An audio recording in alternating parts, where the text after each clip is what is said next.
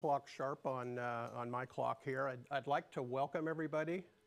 Really appreciate the fact that all of you have taken time away from your very busy schedules to come out here and join us for the day today.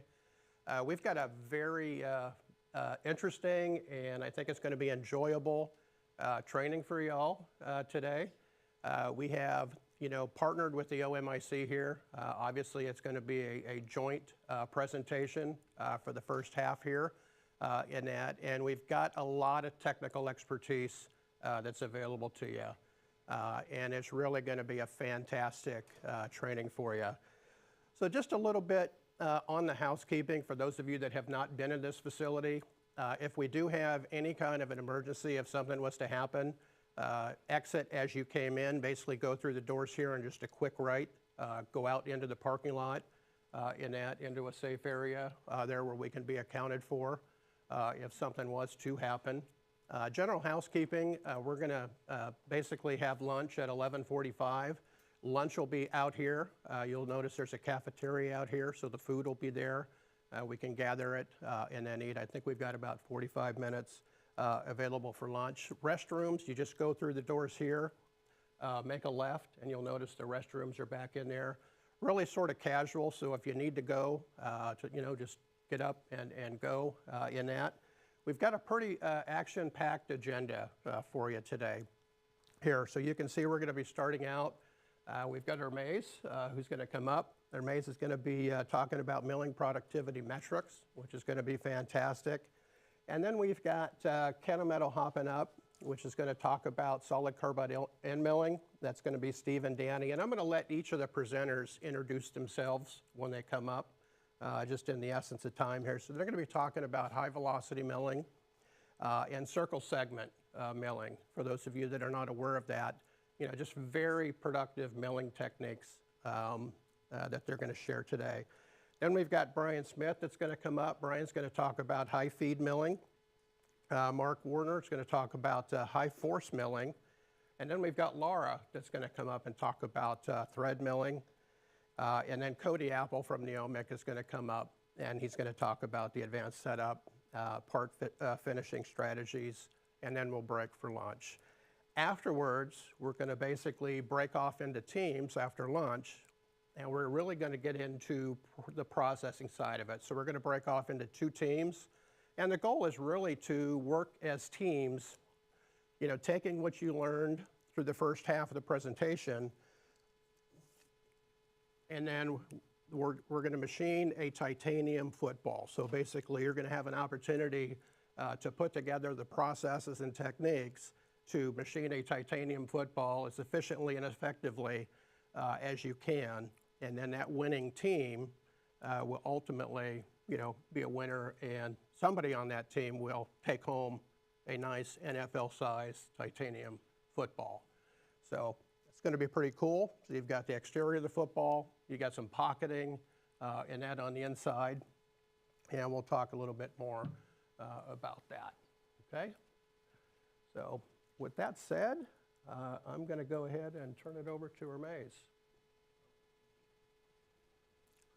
John, I'll just hook up. Good morning, everybody. I just need a few seconds to hook up my laptop and we'll get going.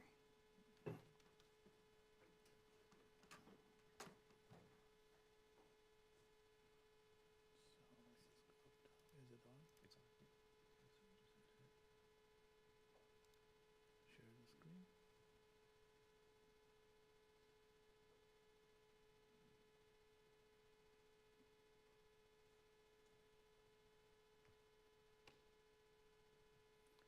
Okay, well, hold on that for a second. Thank you for coming to OMIC R&D. I'm the Director of Research Operations here. Mark asked me to talk a little bit. Sorry? Yep. Mark asked me to talk a little bit about OMIC before we get into the technical bit. So here we are, just going to give you a compact summary of what OMIC is. Of course, there's going to be a tour that's been planned later in the day at 4 o'clock. Is that correct? So if you can stick around, that'd be great. And also, there's a part 2 to this event in a couple weeks. and we'll have a tour then as well. So tour is really a good way to know about OMIC, but I'll give you a high level. So OMIC is an applied research center, and what that means is that all of our research must impact production environments. So it must end up in a production floor or a solution or tell you what not to do. If we just write fancy papers in journals, we haven't done our jobs. So we have 4 focus areas. We have additive manufacturing, which is this building, machining, subtractive, material sciences. They usually roll into these other 2, and then automation or robotics or some iteration of that. And I'll invite you to think as you go on the tour, really look at how we differentiate ourselves from the research centers that exist out there, so, and how we accomplish that. So that's at a very high level who we are. We are a membership-driven organization. We have almost up to 40, 42 members now, and they're the spectrum of folks who do all sorts of manufacturing, from the big players like Boeing and Daimler, and medium-sized companies, and it's basically people who buy from and people who sell to. So with that breadth, we can solve some tremendous problems through our collaboration. And that's pretty much it. We do 2 types of projects. One is called general projects that supports memberships, and we solve big, high level of difficulty kind of problems for the general manufacturing improvement. And then the other type of projects we do for members and non-members are called specific projects, that you have a problem, we protect your IP, and we return the solution completely back to you. So with that, this machining world is a small world. I mean, you guys are going to see some amazing seminars today, and I really like the differentiation of the football building. I'm seeing a lot of familiar faces from my past. They got Brian Smith in the back, and almost 34 years ago, I worked with him.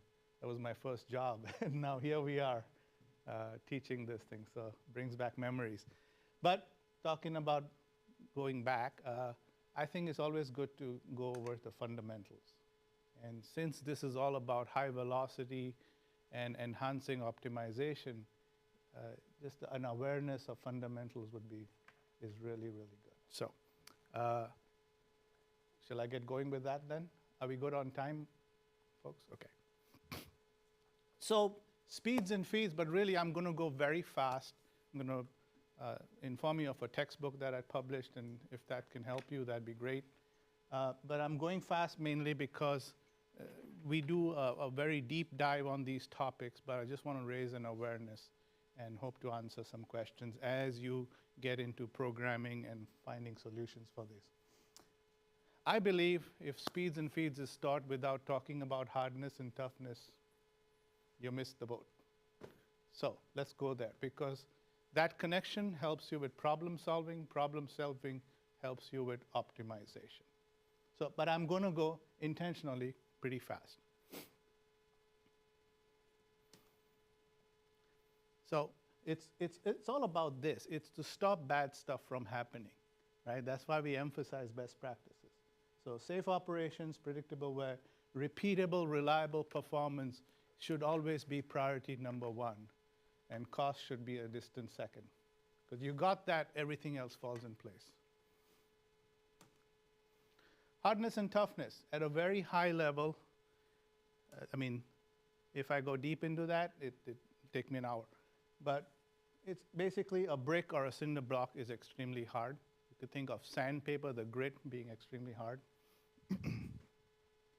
And toughness, I will say, is the ability of a material to bounce back. I always used to equate it to football players. They say he or she can take an impact and bounce back, or a boxer or something. Hopefully they bounce back, right? That'd be nice. So a rubber band is extremely tough. And sometimes in woodworking tools, you see a combination of sandpaper mounted onto a spongy surface that gives you a combination of hardness and toughness. right? And it's really, really important to view that as you view speeds and feeds. The road, a blacktop road, is very similar to carbide or most cutting tool substrate materials. It's got rocks and it's got tar. It's the hardness is in the rocks and the tar is the glue. Hardness, toughness. It's always a blend. If hardness goes up, toughness must go down and vice versa. So real quick on that. You can see there's different kinds of road. They need to have different combinations of hardness and toughness. You know, the impact from an airplane landing and then the friction from the brakes. Road is a really good way to look at carbide. In carbide, you have cobalt, which is the glue, the tar that holds the tungsten together. The tungsten carbide is the rocks. That's how it gives you the combination of hardness and toughness. All right? So, and you guys are very quiet, so I just need some head nods or something if I'm tracking correctly. But okay, so I'll keep going. Now we're ready to talk about speeds and feeds. And the reason I'm talking about speeds and feeds is we have to talk about chip thinning multipliers. Otherwise, this seminar doesn't quite come together for high feed techniques. So there you go, that's carbide. And let's just view a single chip being formed. Let's go micro now, right? We're ready to talk speeds and feeds. What do you think happens when a cutting edge just starts a chip in milling? Audience participation is welcome. Impact. So you're just starting it at a micro level. It is impact. So you need toughness to fight that, or it'll disintegrate. It'll chip off, right? That's a type of wear. And so here you go. It's the toughness, impact, pounding, chipping. You need cobalt. Cobalt helps you fight that. And then in the road analogy, that's your tar. Yeah. Now I just step forward. This bite of the chip we call that chip load or advanced per tooth. That is the starting point of feed rate. So this is why I feel it's so important to connect toughness with feed rate off the get-go. Then as you sweep the chip, what do you think happens? Well, how do you think the cutter feels? If you were a cutter, how would you feel? If you were the edge? It's a lot of friction, right? It's pretty violent. It's a lot of friction, a lot of heat. You got to fight that heat. What fights the heat? It's the ability, it's the hardness properties. It's the ability to resist abrasion. Okay, so this is why I mean, I'm going extremely fast here, but now we're ready to talk about the equations of speeds and feeds. Now, I will throw a little math up here, but my main goal is to help you visualize it, and you can take your time either through the text or later on as you work through it. Okay, here we go. We'll first talk about surface speed, and the big thing is RPM, because inside controllers, you only see RPMs, you don't see surface speed, right? But surface speed is the outside speed of a cutting tool, right? Why the outside speed? Because that's where the friction happens, so the size of the cutting tool affects the amount of friction. But in the machining world, we love to see everything over a minute. It's surface feet per minute, revolutions per minute, inches per minute. Material removal rate is cubic inches per minute. So we like that neutralizer. So that's where the real math is coming from. So what we say is, how do we make that connection? I'm not a big believer in constants. I think constants should always be explained. I know some slide rules and cheat sheets have that 0.38 or 2.82 constant. Unless you're doing a unit conversion, I don't use constants. I'd like to help you visualize where that's coming from. So here we go.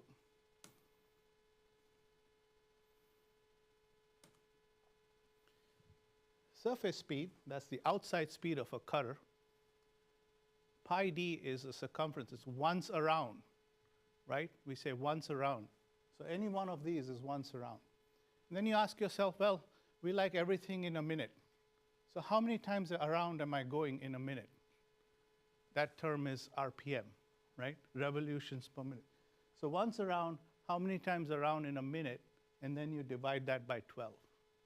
Because this is in feet and diameter is in inches. And that's my quick explanation of connection between surface speed and RPM. If you divide pi by 12, that's where that 0.28 comes from.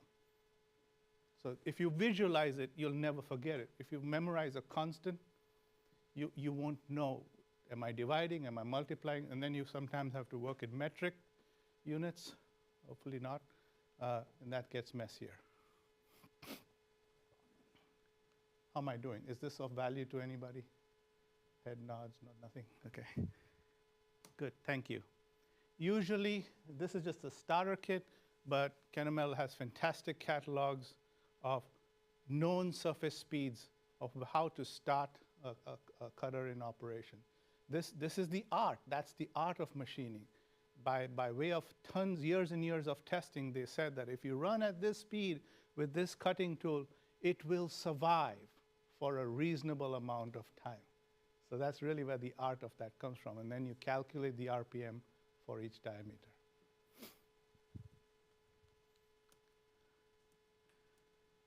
All right? So big thing, you lock down the surface speed and you always calculate the RPM. Next is feed rate. So we're tapping into that toughness part of things. Same thing, I want to help you visualize it.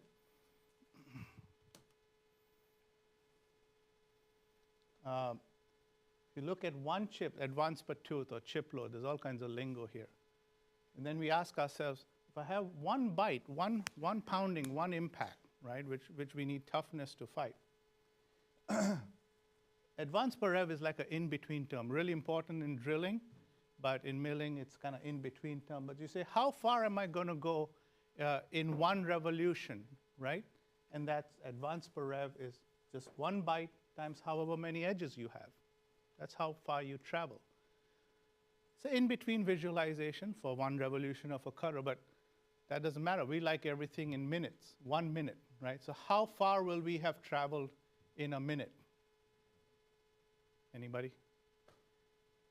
It's too early in the morning for this theory, I know, but they asked me to do it. So, and that term is, you just go this multiplied by revolutions per minute. So feed rate is a chip load times the number of effective edges times RPM. So visualize it and you'll never need to memorize these equations. In drilling, however, you should always ask for advance per rev. There is no chip load in drilling because the center of a drill is always one edge. If you talk that way, you won't go wrong, because many things have gone wrong when people talk chip load in a drill. Okay, and how am I on time, guys?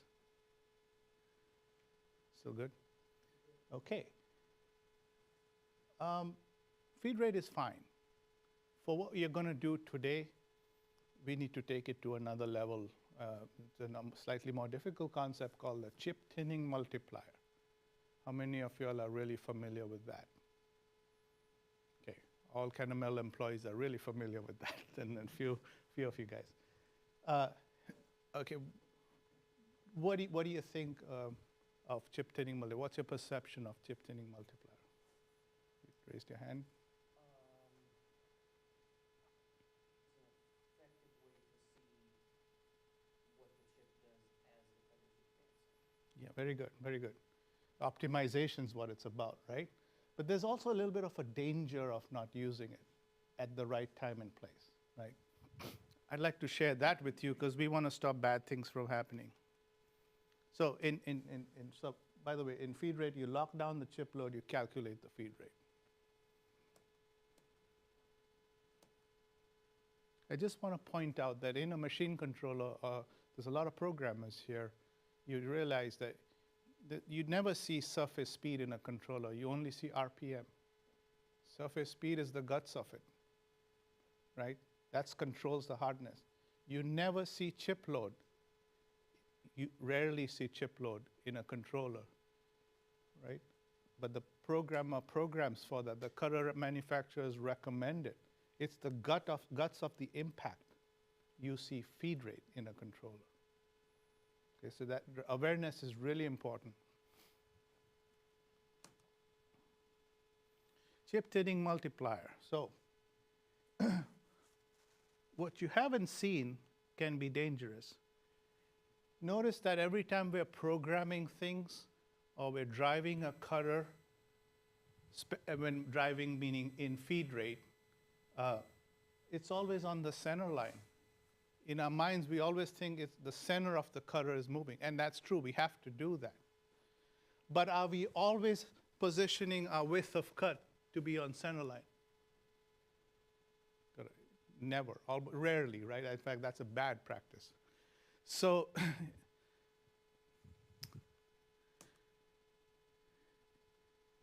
this is our real cutter. We're always programming as though we're taking a chip load over here, right, in our mind. But if your width of cut is shallow, definitely less than 10% of the diameter, you got a problem. Because you may want a 5 thou chip load here. It's not a 5 thou chip load down here. Do you guys see that in this image? So it would have been some small, tiny cutter down here going on its center line to give you that correct feed rate. So that's a huge, huge problem.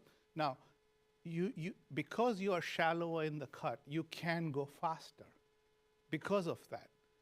And you know, when you have a weaker setup or a cantilever beam you're machining on, you can't take an aggressive cut with a heavy radial. So you dial back the engagement, right? But you give up some material removal rate, right? But you can gain it back because you're shallow by going faster, right? That's the whole guts of high velocity. So nowadays, NC programmers and CAM systems are doing this math for you. I'd like to help you visualize what's going on, right? How they are thinking, so you understand the importance of it.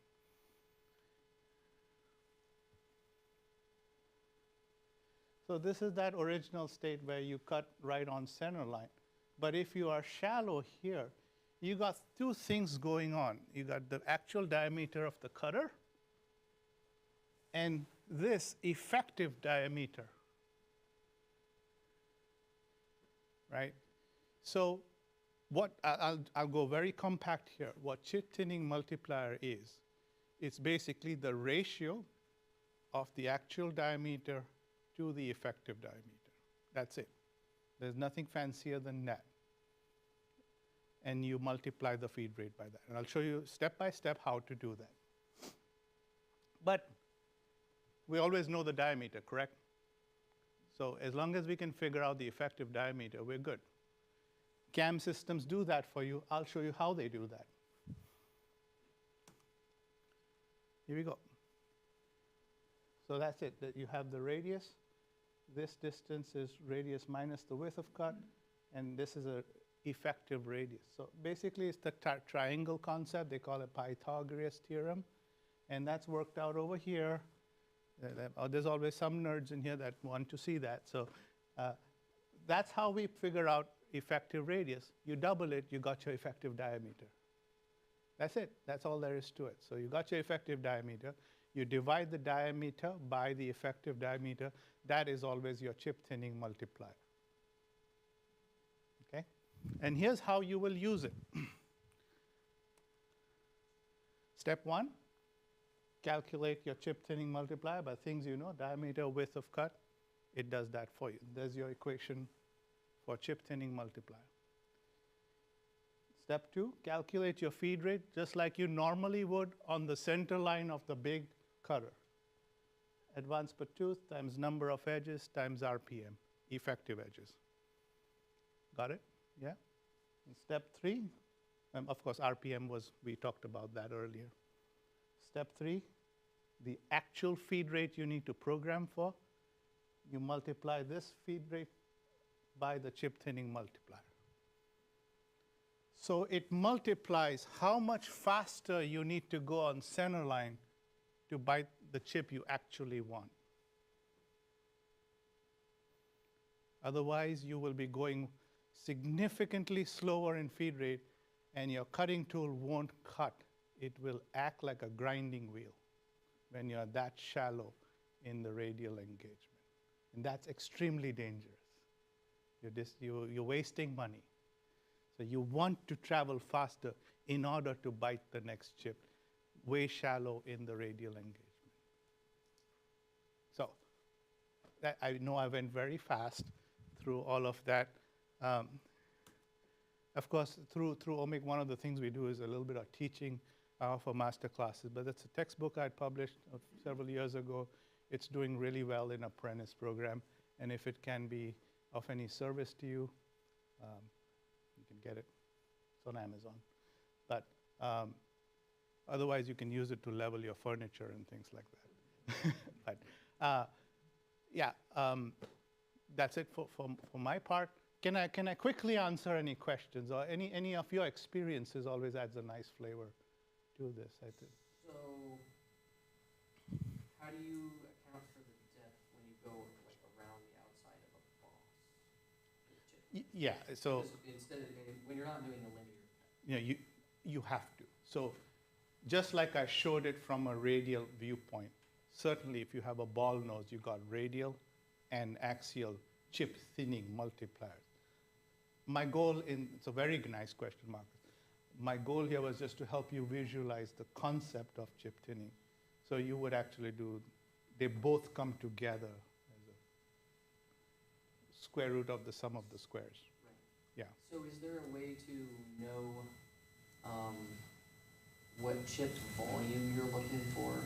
So I think most of the speeds and feeds are based on, like you said, we want to measure everything in minutes of advancement, and that's just the way the machines are made. Right. But certain cutters, when you're running them, like you said, they'll overheat when you're not taking a thick enough chip to pull the heat away from the cutter.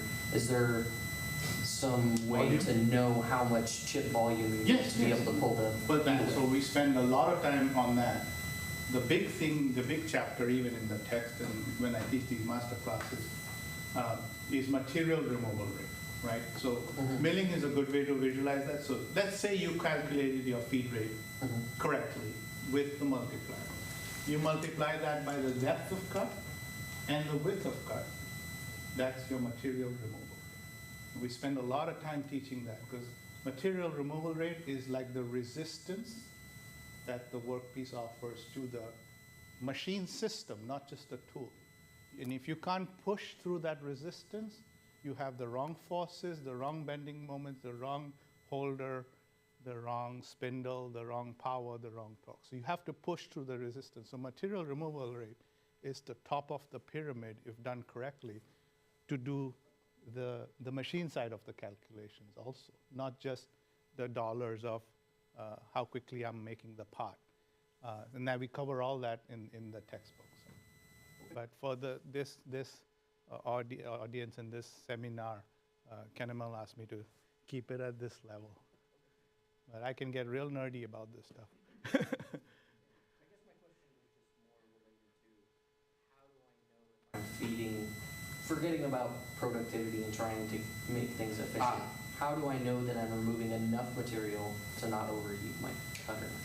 I'll answer this partially. That's the art of machining. We are just attaching bits of science here and there as best possible. You would do that by working with a place called OMIC R&D, where you have a new product where we would subject it to testing. That's exactly how surface speeds were arrived at. You'd say, this is a roughing product. Let's say it's a roughing tool. I need it to survive 90 minutes. And so what does that wear, what does survive look like? How much wear, acceptable wear, what removal rate? And that's how they dial in these speeds and feeds and publish it in catalogs, right? So it's not it's not surgical, it's guardrails. Yeah, I would say because there's multiple variables involved. I mean, you have the type of substrate you're using in the tool, the type of coating you're using. The material is going to be a variable in that. There's lots of variables. So what Hermes is saying is there's no definite answer because you have to consider all those variables. But probably the biggest thing, and we'll talk about it a little bit in the next section too, but you know, when what we publish for, let's say, those basic chip loads, a catalog or a Novo that you'll use later today, you know, that's where we're trying to give you this safe target of what a good chip thickness is. And so what, you know, Hermes just talked about is how to keep that in mind. Let's say how big that bite should be, and then adjust it up and down based on the cut that you're actually going to make. Yeah, the geometry of the tool affects that as well. I mean, certain tools can take a bigger chip load than others as a base. Yeah. Good, and then we through testing we find out what that base is, and then when we start adjusting to AE, then we can do that multiplier, like Hermes said. That to know that base is going to, you know, there's a lot of variables involved. I'll add one thing. The very high science goes these days into a simple thing which we used to take for granted called edge preparation. Right. I mean, you can fill up catalogs with variants, and that can make or break an operation.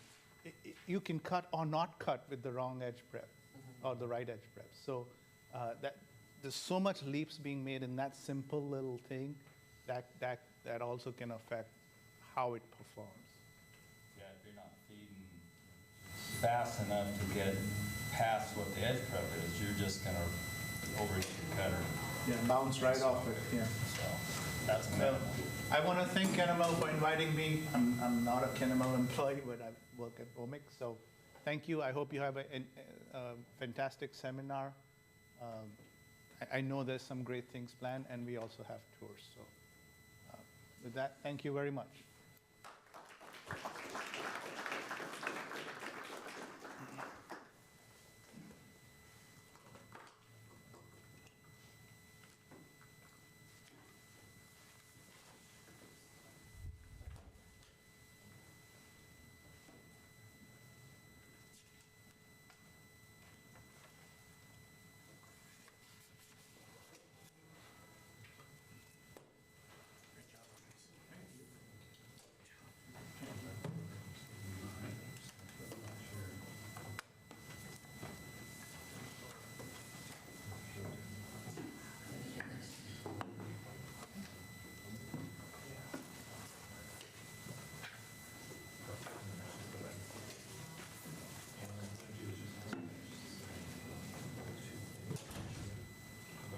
Testing 1, 2, 3. Testing 1, 2, 3. Appreciate it. Okay, yep. I got you.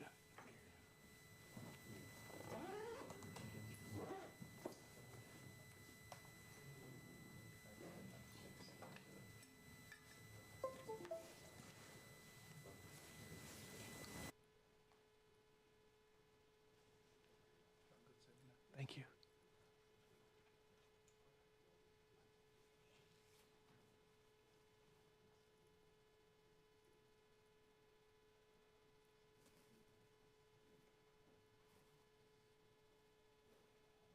Thinking. I'm going to grab something real quick, Danny.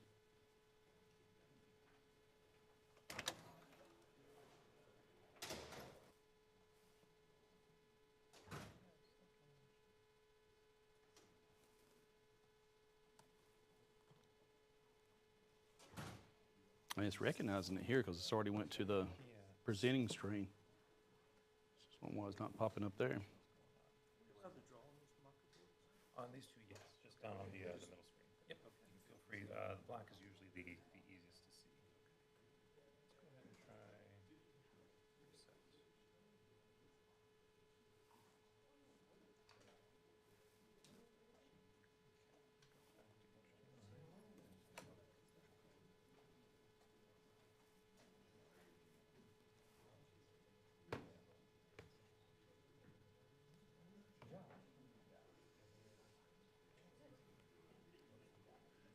Favor, I just like to see, yours doesn't take this long. Yep. I'm just going to go to your screen settings.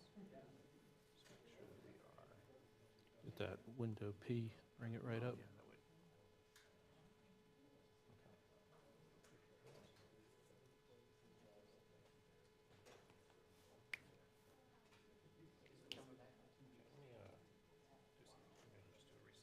Okay.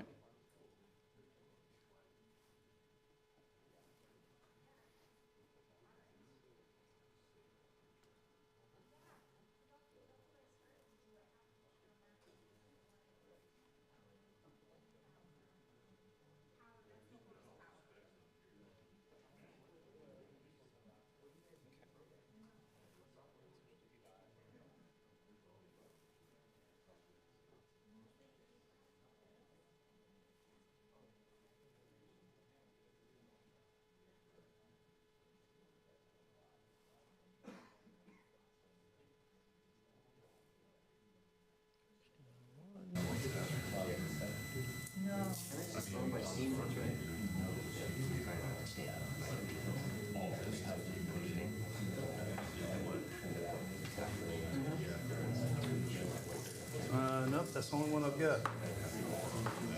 And it was working, just, we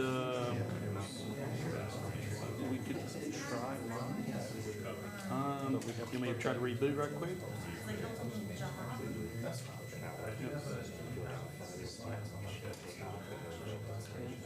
I didn't put it on there, but I can. All right. While you're rebooting, you want to see if it works offline. We were going to use his, but Yeah, this always seems to happen when you use the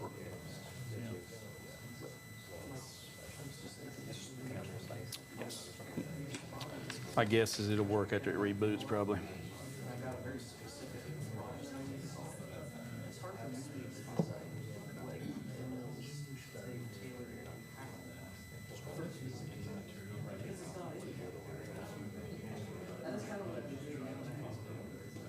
It's doing the same thing with yours.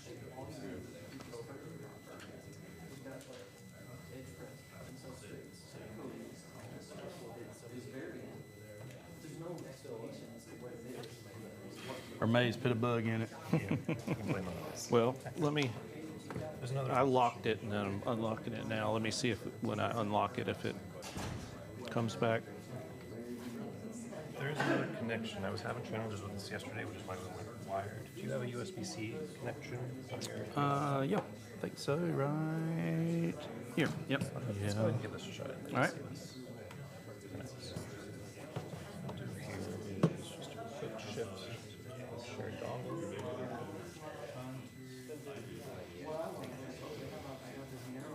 Okay, so now what we have to do is hit, I might have to wait for that.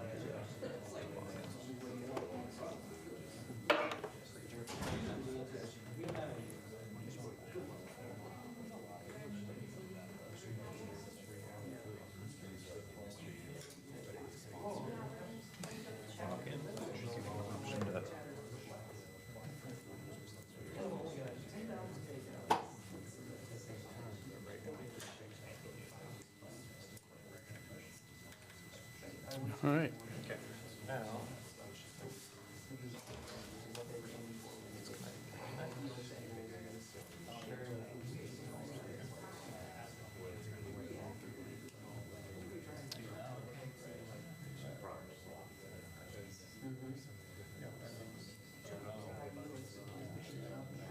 Okay, now there should be something that pops up in your bottom screen. Right. Oh. Sorry, my phone that's- popped up. Everything's coming up because it's booting up.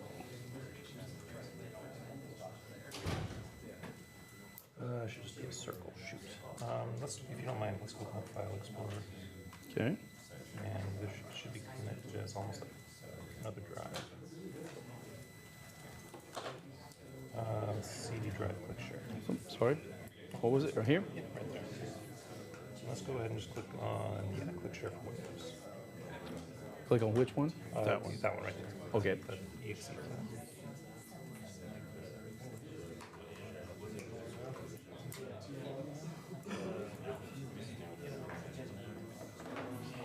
So now we hit, okay, got it. So now, hit that.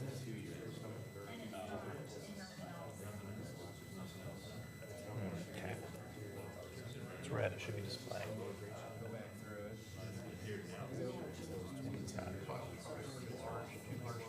No, I don't think it's this, what, No, it's something with the displays. I don't really know too much.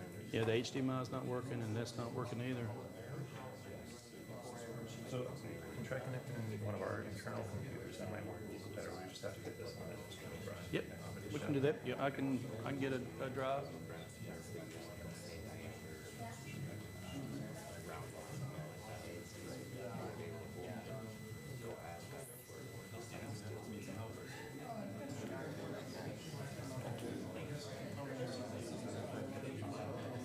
What's that? We're having some technical Yeah, difficulties. our maid's broke it, not me. Want to grab a cup of coffee? Feel free, there's some snacks out there, help yourself. We should have this fixed up here pretty quickly, so sorry about that. No worries.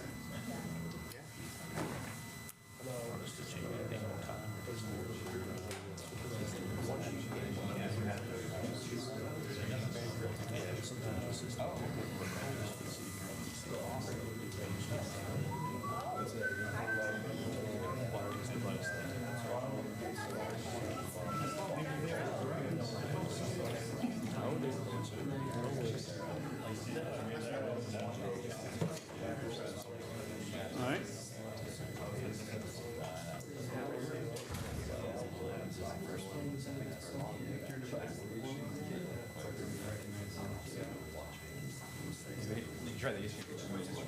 Yeah, yeah. Yeah, just work with our mazes. Mm-hmm.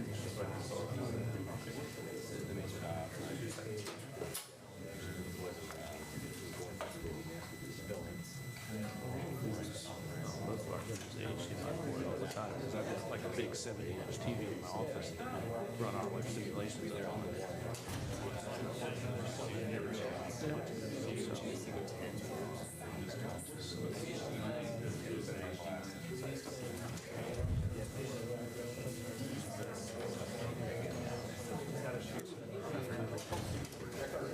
Yeah.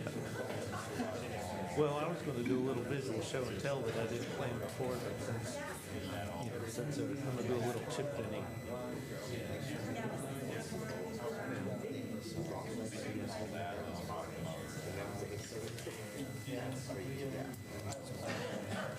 Flash drive's full, I got to get another one.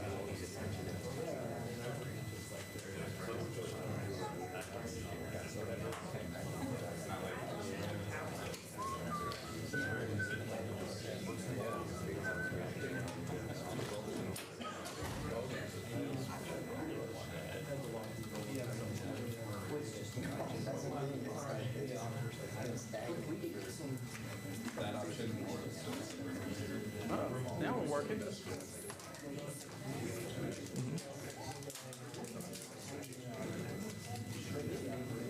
You just said So is it just my computer? Okay. So there's a workaround. Yep. It'll set you up with the computer.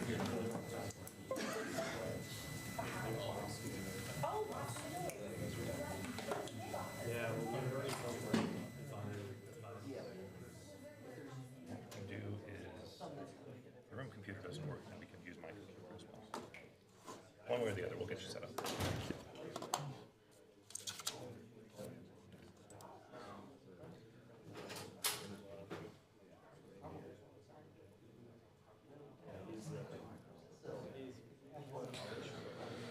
Yeah. That's, Box is not letting me do it. Let me get your computer. Box won't let me use my USB. Oh, goodness.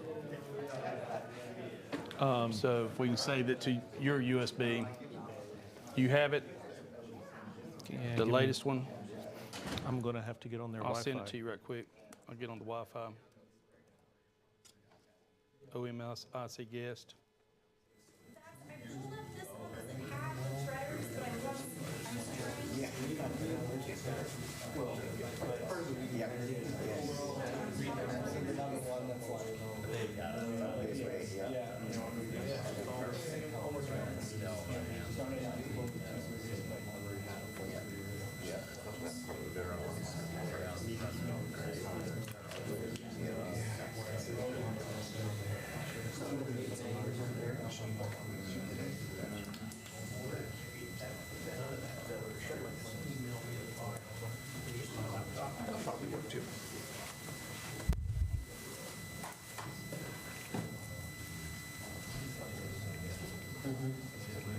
You sending it to Teams? Right, yes.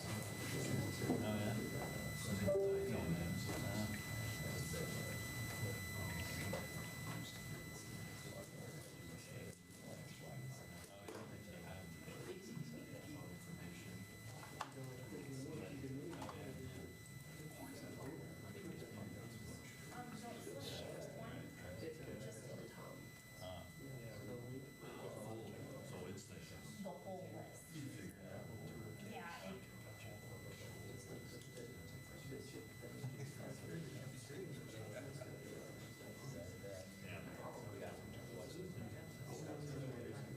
It should be coming in Teams.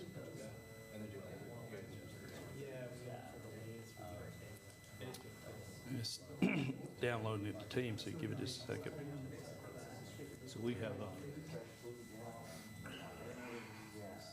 Software on here for defense stuff that locks out. Yeah, because we deal with a lot of ITAR stuff. And it wasn't locked out. I'm assuming IT just downloaded it, update, locked out my USBs. And then maybe why our HDMI is not working. I don't know. But I'm just working on where it is.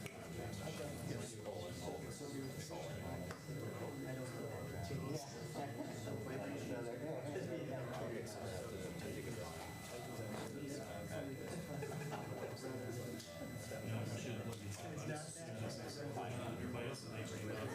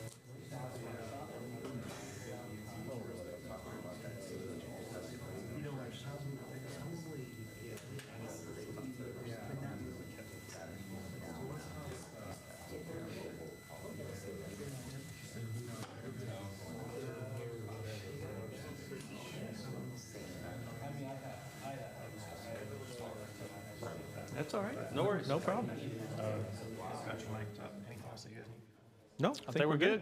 Thanks for all your help. That's everybody else. All right. I guess we will.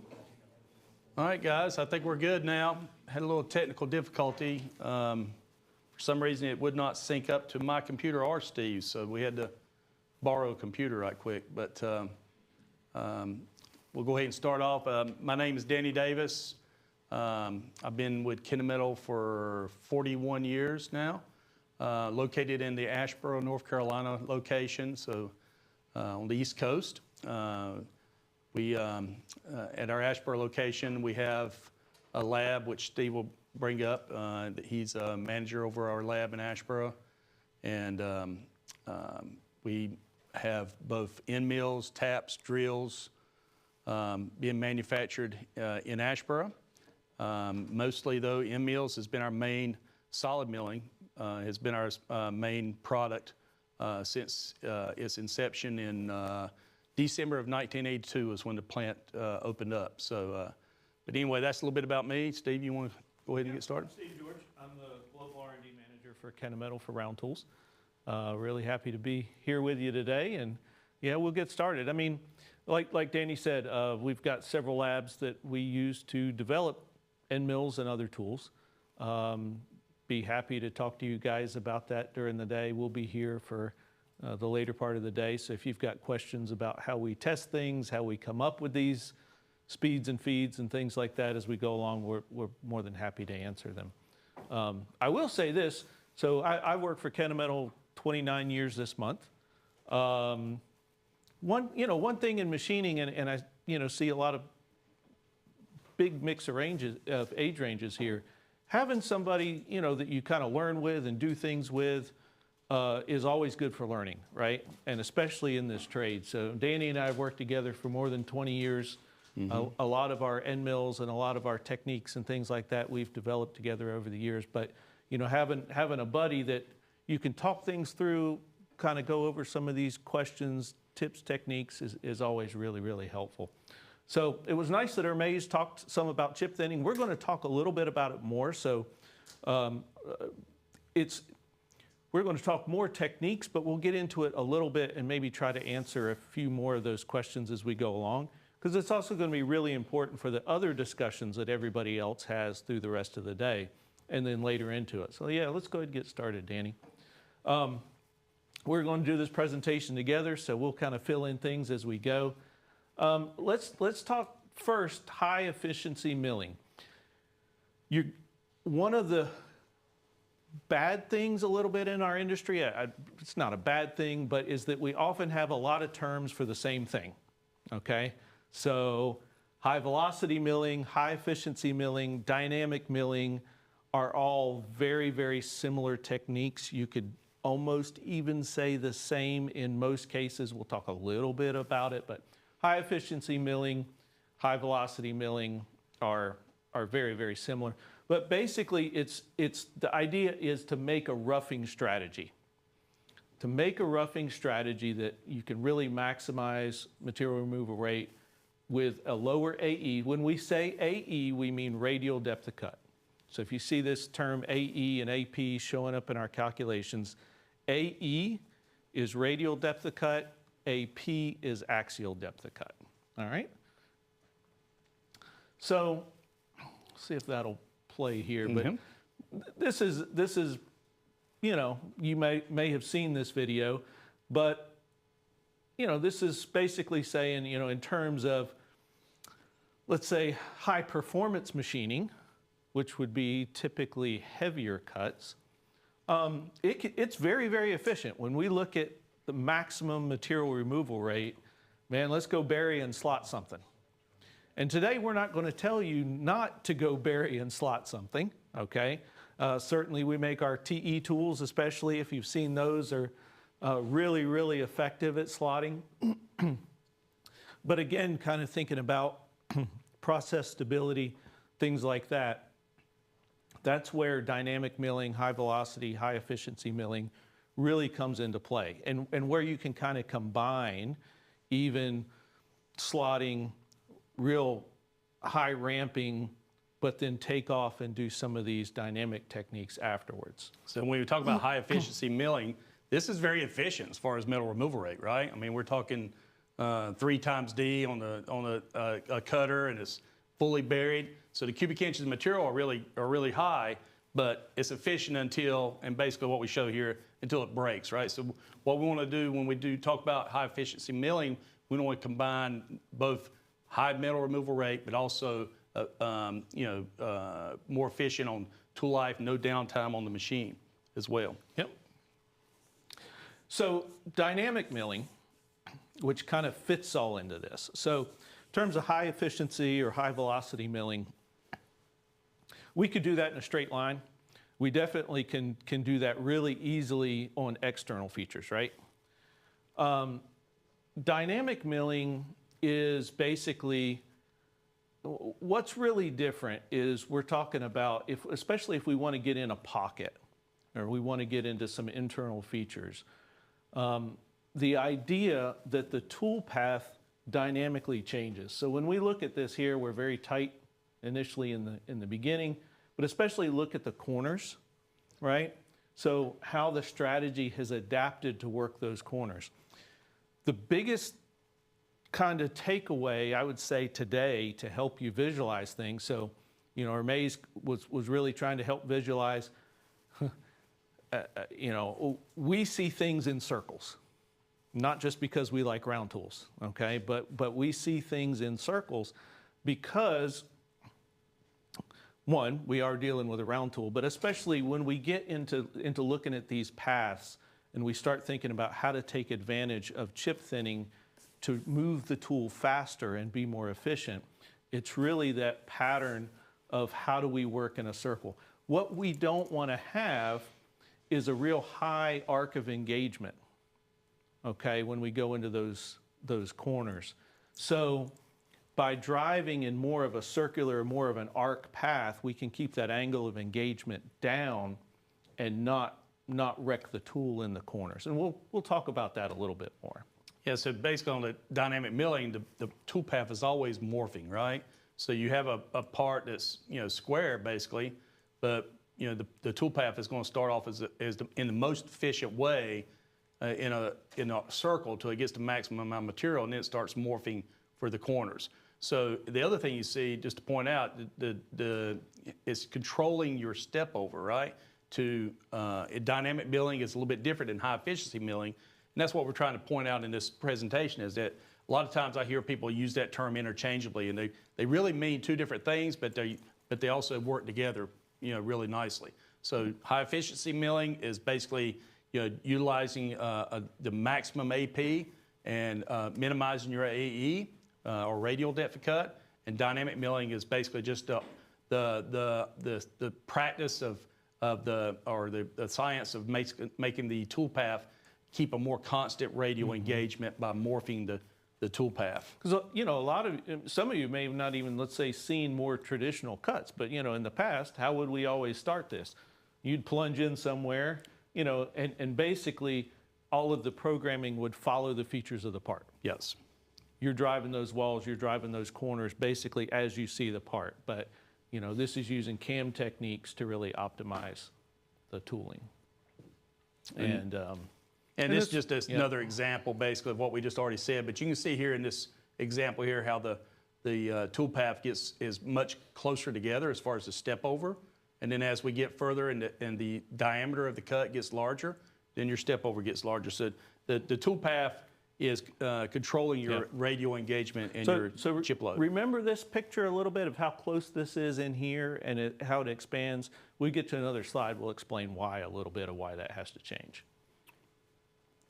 So just again, kind of a summary, intelligent, efficient milling strategy. So we are trying to maximize our axial depth, really look at that pocket, look at that feature. How much can we get axially? And then how do we work that with a smaller amount radially? And that's where that whole topic of chip thinning comes in. So in the past, more traditional techniques would have been more maximizing the radial width of cut and maybe not nearly as deep axial because of let's say, worrying about chatter, right?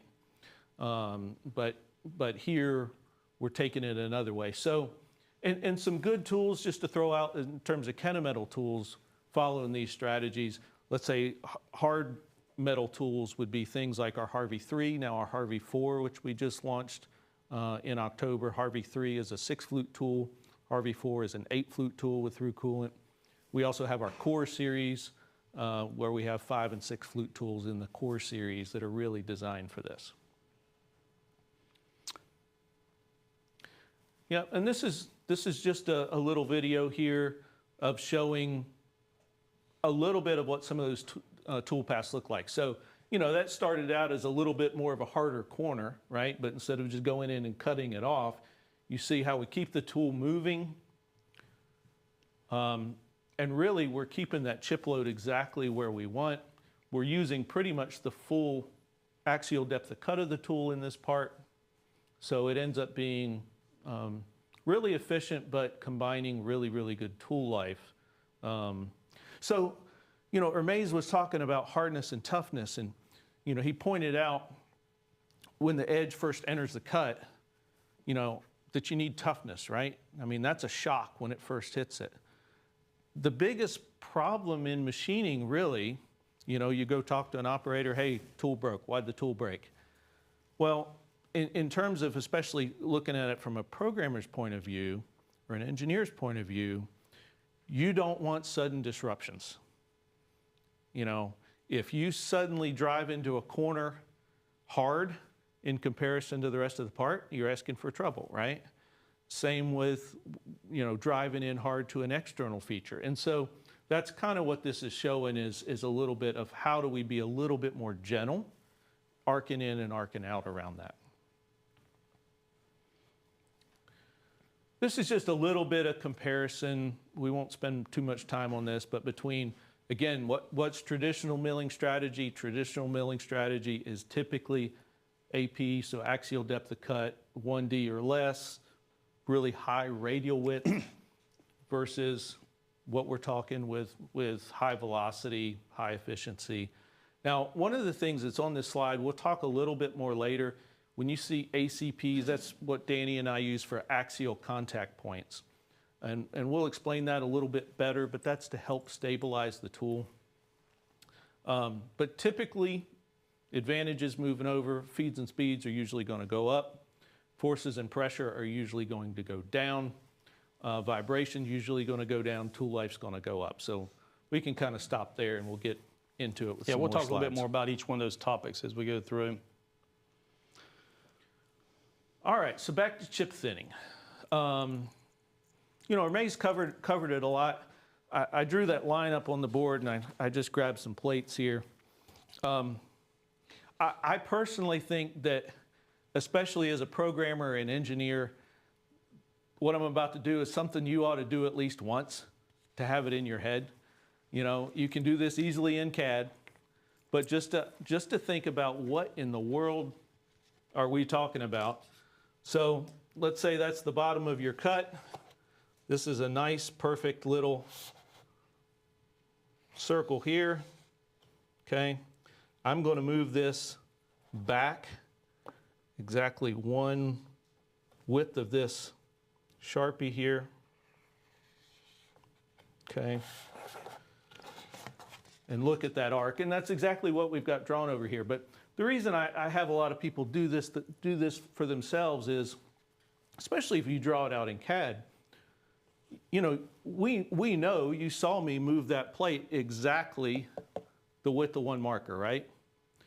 And if we went in CAD and we measured here to here, we measure down here, here to here, that distance across there is exactly the same. You know, do it with a plate, do it with a big hula hoop, do it in CAD. That's exactly the same distance, all right? Now, why is this so important? You know, some of you guys were talking about things like edge prep. That's really, really important for it.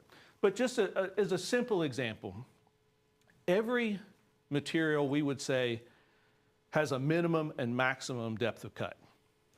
So just to kind of make a quick analogy, if I was having breakfast this morning and I wanted to cut off a piece of crusty bread, okay? And I wanted to spread some jam maybe, and I wanted to cut some butter. All three of those materials, if I tried to cut too small of a width, okay, the butter just smushes. Definitely the jam is not going anywhere. It's just going to smush under the knife. Even the bread, if I tried to saw off a piece of crusty bread that's too thin, it's just going to deflect, right? Because every material has some elasticity to it, okay? So we have to have a minimum depth of cut in order to actually make a chip. Now, the maximum side is basically where bad stuff happens, right? Like we're going to break something. We're going to break an edge. We might chip the material, things like that.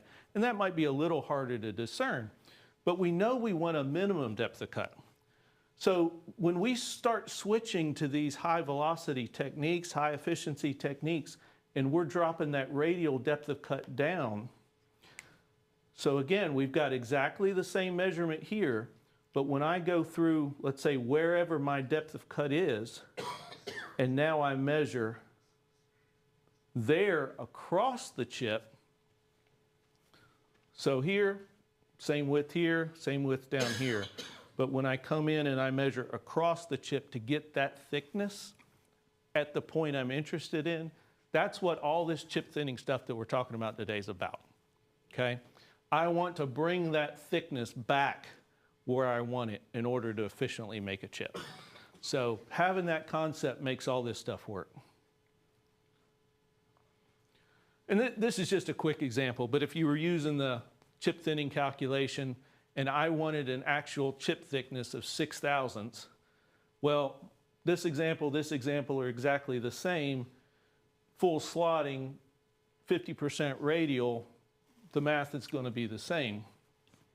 But when I drop down, now I'm going to have to, for a 20% engagement, I would have to increase my feed rate, my feed per tooth to 9 thou to still get the same chip thickness. And if I go down to 10%, I'm going all the way up to 13 thou, okay? So that's where that starts to play out for you in understanding that, of trying to bring the tool. You're leaving money on the table and you're creating a lot of friction and a lot of heat if you don't take advantage of this, you know, to get the tool really to work in the sweet spot.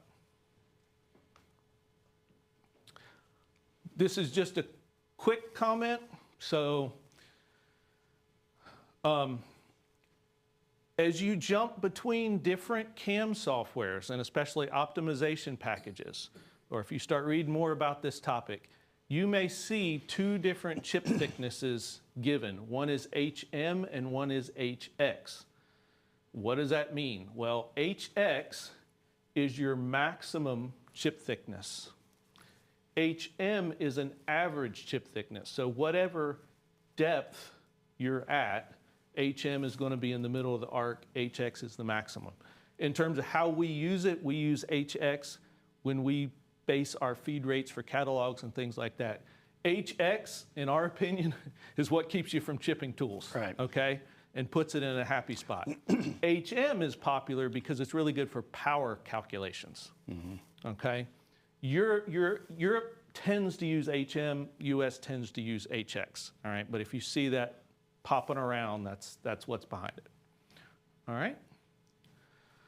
So let's talk a little bit about heat. And I know one of you guys had that question a little bit earlier in terms of how does this affect heat. I won't spend a lot of time on this, but this is, again, a little way to visualize this. If I think about the tool and the workpiece going along, heat has to, we're putting energy into the system, right? We're driving that spindle. In machining, generally 90% plus of that power going in comes out in heat. So we can think about tool in the workpiece, basically there's a little engine, there's a little furnace going on in between, and we've got to figure out where that heat is going. We can take it out with coolant and air, we can take it out in the chips. If we really want to fight temperature, we've got to do one of these things here. So But one of those things is we can reduce the thermal output, basically, of the oven. How hot does it get? We can change friction based on your lubrication. So we can change it with coatings. We can change, don't have time to get into this, but the specific energy, make the tool more efficient. This is where like our Harvey 1TE has on average lower cutting forces of about 14%. Depending on the cut, could be up to 25%. So the design of the tool can change it a little bit. Reduce the contact time, so back to that high efficiency strategy. If we keep it moving, we reduce contact time. We can also change the thermal properties of the tool. So for instance, we can use a ceramic tool. All right. So kind of continuing with this chip thickness, I just kind of want to show, drew this out in CAD. This is a comparison of two different radial depths of cut and what the chips look like that came out. So in this case, both of these have exactly the same chip thickness, okay? What's different is the radial depth of cut.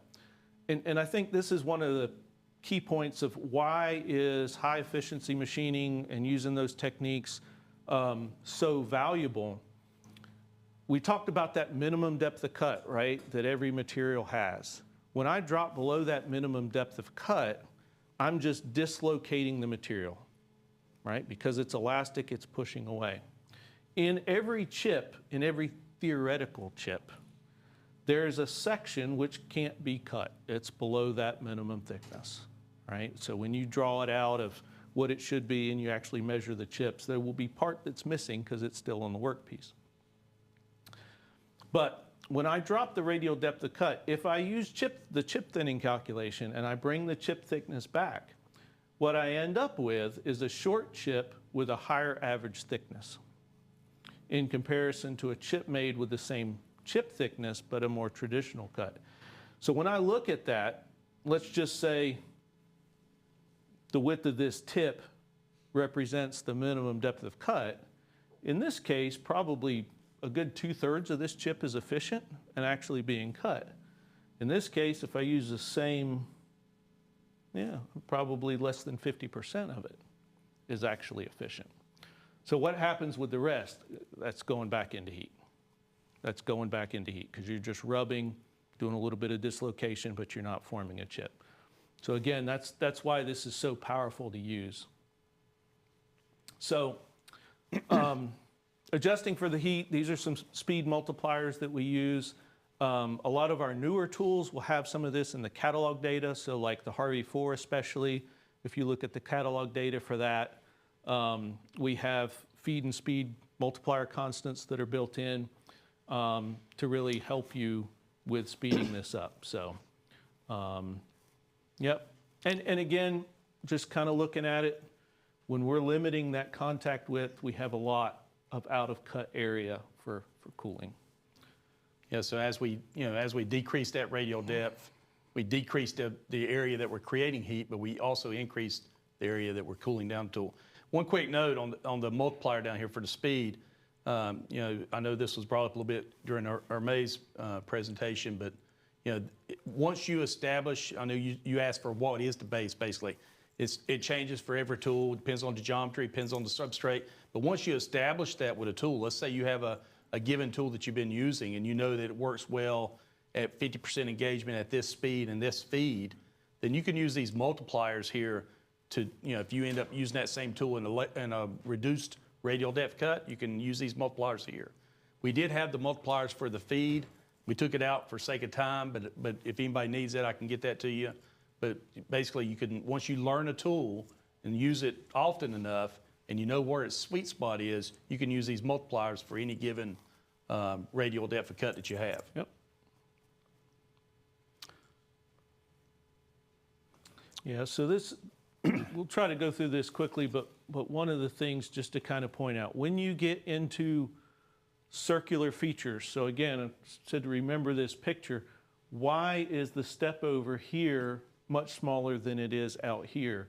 And it has to do with the ratio of the radius that you're going around to the diameter of your tool.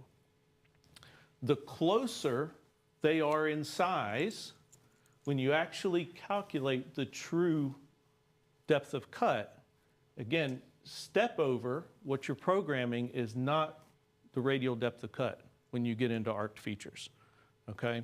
So, and the closer those get, this percentage gets greater. So your AE relative to your step over grows. So that's why when you see paths like this, they should start out with a smaller step over, and that should grow as you move out and make room for it. But their AE is staying the same, basically. Okay? Correct. But their step over is dip. Right. Just a quick example. I had a customer that was randomly breaking some tools in a part, and he had 3 separate pockets that he was machining out of this part. He was doing basically a chordal tool path to machine all 3 of the pockets to rough them out. And he said, I'm breaking tools randomly. He said, I may get 2 parts for an end mill, then I may get 15 parts. And so we were talking about it, and I said, I said, tell me about the pockets. And he said, he gave me all the dimensions. So he had one pocket that was pretty wide, another one was like, a little bit less than that, and then one that was a little bit tighter. And he says, always breaking this tighter pocket. Well, first thing you think of is maybe chip evacuation or something, but what it was, when I got to talking to the guy, he says that, he was using a 50,000 step over. What it was, I asked him what his AE was in his cut, and he says it's 50,000s. I said, so what did you have programmed for your step over? He said 50,000s. Well, then I knew what was going on there. So he had it programmed to step over 50,000s, but as he was getting those tighter pockets and smaller, his AE was greatly increasing. And that's the reason why he was having problems with breakage. So I said, okay, what we need to do is reduce your step over in that tighter pocket. Well, I really can't lose any of my cycle time. I said, yeah, but we can, in that larger pocket, we can step it up. So that's what we did. His largest pocket, we were able to increase his step over, but still maintain basically the same AE throughout all the pockets and then reduce it. His tool life went way up and reliability was there, but his cycle time was basically the same. Yep. This is just an example of the corners. You can see here in these corners how we have basically a 250 thousandths AE or radial depth of cut. Everything's great on a straight line, but once we get into an arc or anything other than a straight line, then that radial engagement or your AE changes, even though your amount of material is the same. Right. And so that's back to the strategy in corners, right? So especially, used to be somebody had a half-inch radius in the corner. Well, go grab a half-inch end mill, right? Mm-hmm. Well, when you hit half-inch and a half-inch, when you get up here, it's the same as slotting. You're going to hit 50% radial, right? And you're peg the meter, and you might break the tool if you don't slow way down. So what happens, right? So often machinists come back and ask you to slow things down when something bad happens, right? But a lot of this is kind of thinking about that ahead and taking out those chances of something happening. All right? So those are just some formulas there. We'd be happy to give you those formulas if you want them. But again, external versus internal, the formula is again different for how much of the tool that you engage for the same radii. One quick note on this is, we know internal corners, your AE is actually greater than your step over. The exact opposite is true on the outside of, say, a post or an outside radius. The AE actually reduces. So you don't want to leave money on the table when you're programming it. You want to make sure you speed it up for those outside corners to maintain your chip load. Okay, and we'll talk a little bit about maximizing cutting edges. So when we talk about high efficiency milling and dynamic milling, we're taking those longer APs and lighter AEs. So the way we gain back some of that metal removal rate is by increasing the cutting edges. So we want to make sure we do that whenever possible. Within reason, everything you have to think about what kind of depth cut you actually want to take. This is just actually showing one of our RSM tools, which is a multi-flute tool. Those tools work great, but you also have to take into account your part fixturing, how rigid is it. This tool here would definitely require a much more rigid setup and because of the number of cutting edges that we have. And then we talk a little bit about APs and axial contact points. Yeah, so we'll have to kind of do this fast, and we'll take a little time from the next topic to kind of finish this off. But what do we mean by axial contact points? Basically, how many edges in the axial direction are touching at once? And when we think about how any milling tool, but especially helical milling tool, is working, we can kind of see and envision all of those edges in the cut at any one time. If we only have one edge in there at each time, it comes through, it comes out, the tools, we're loading the tool, right? So it's a spring, the tool holder's a spring, the spindle's a spring, the whole machine's a spring, the workpiece is a spring.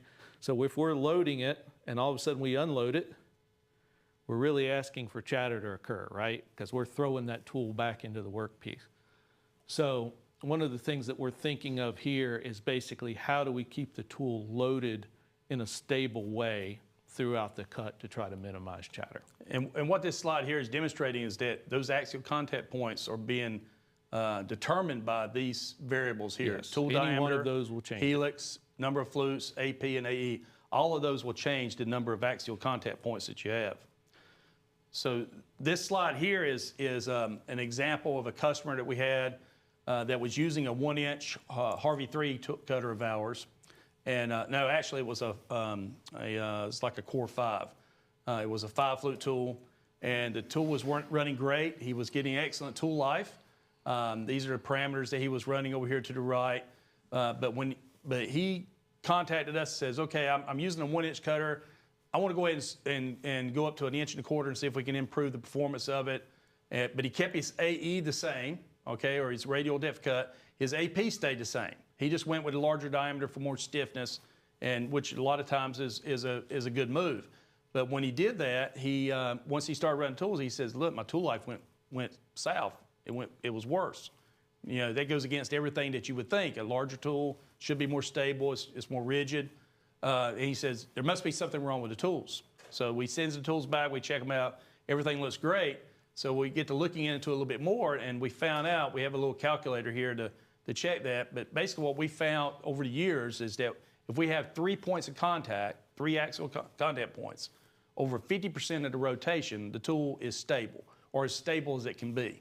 Okay, anything less than that, just like Steve said, you know, everything's a spring. So if you, a good example is, let's say if you had a single flute tool, okay? If you had a single flute tool with 0 helix, everybody knows what that would sound like coming through the cutter, right? Or through the material. So, but you take that single flute tool and take it out, put in, say, an 8-flute tool with a 40-degree helix, and put it in the same cut, you have more axial contact points and the tool becomes stable, right? Well, so when we got to look at the calculator, we see that he did not have 3 points of contact, 50% of rotation. So that was his problem, that, you know, he kept the same flute count, the same AE and say AP, and his tool life went down. So if we go back and look at what he had before, so this is what he had before when he was getting great tool life. He still had a 5-flute tool, but it was 1-inch diameter, okay? And basically what I'm showing here in this diagram is this would represent the cutting edges of the flutes, and this red is basically representing the width of the cut. Arc of engagement or width of cut. And you see here that he had 3 points of contact 60% of the time. But when he went to the 5-flute, it was less than that. So he had as unstable, his tool life went down. So how we fix that? Well, he wasn't utilizing the flute count that he needed anyway, so we just changed his 1.25 inch tool to a 6-flute tool. His flute number of contact points went up to 52%. His tool life went right back up. It's actually even better than what he had with the 1-inch tool. This little demonstration over here basically shows the same thing. You can just see if you take an end mill and just kind of roll it out on carbon paper, that would be what you would see in these diagonal lines. And this would be basically your cutting zone. You can see how I've got 2 points contact and 3, and it's changing as the tool is rotating. There's another slide here that maybe shows a little bit better. So this will be a 2-flute tool here.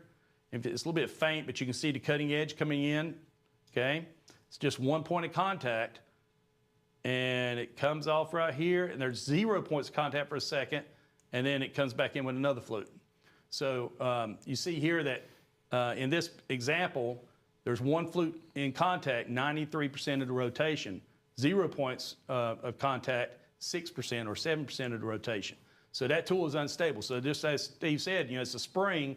Once that flute leaves the cut, and this one hasn't entered in yet, everything relaxes and the tool comes in and the material moves and you have chatter and vibration. It's not stable. This is another example with the AE and you can see how diameter would change it and helix and your AE and AP would change it. But this is a higher flute count. You see I have multiple flutes engaged, and as one's leaving, I've still got another one coming in. So on this one, we've got 4 points of contact, 69% rotation, 3 points of contact, 30%. So this tool would be more stable than this tool is over to the left. You know, tool life would go up and dependability. So I don't know if we got sound on this or not. Let's skip that one. Yeah, we'll skip this one. But this video basically showed the cutter coming across at one depth and then coming across another, how you could hear the difference in how it sounded. I'll go ahead and skip that. Yep. Just show this real quick. So this is similar to a little different way to think about it. This is, we were making test cuts between a 2-flute and a 6-flute. This holder has strain gauges in it, so we can measure the forces and the bending moment.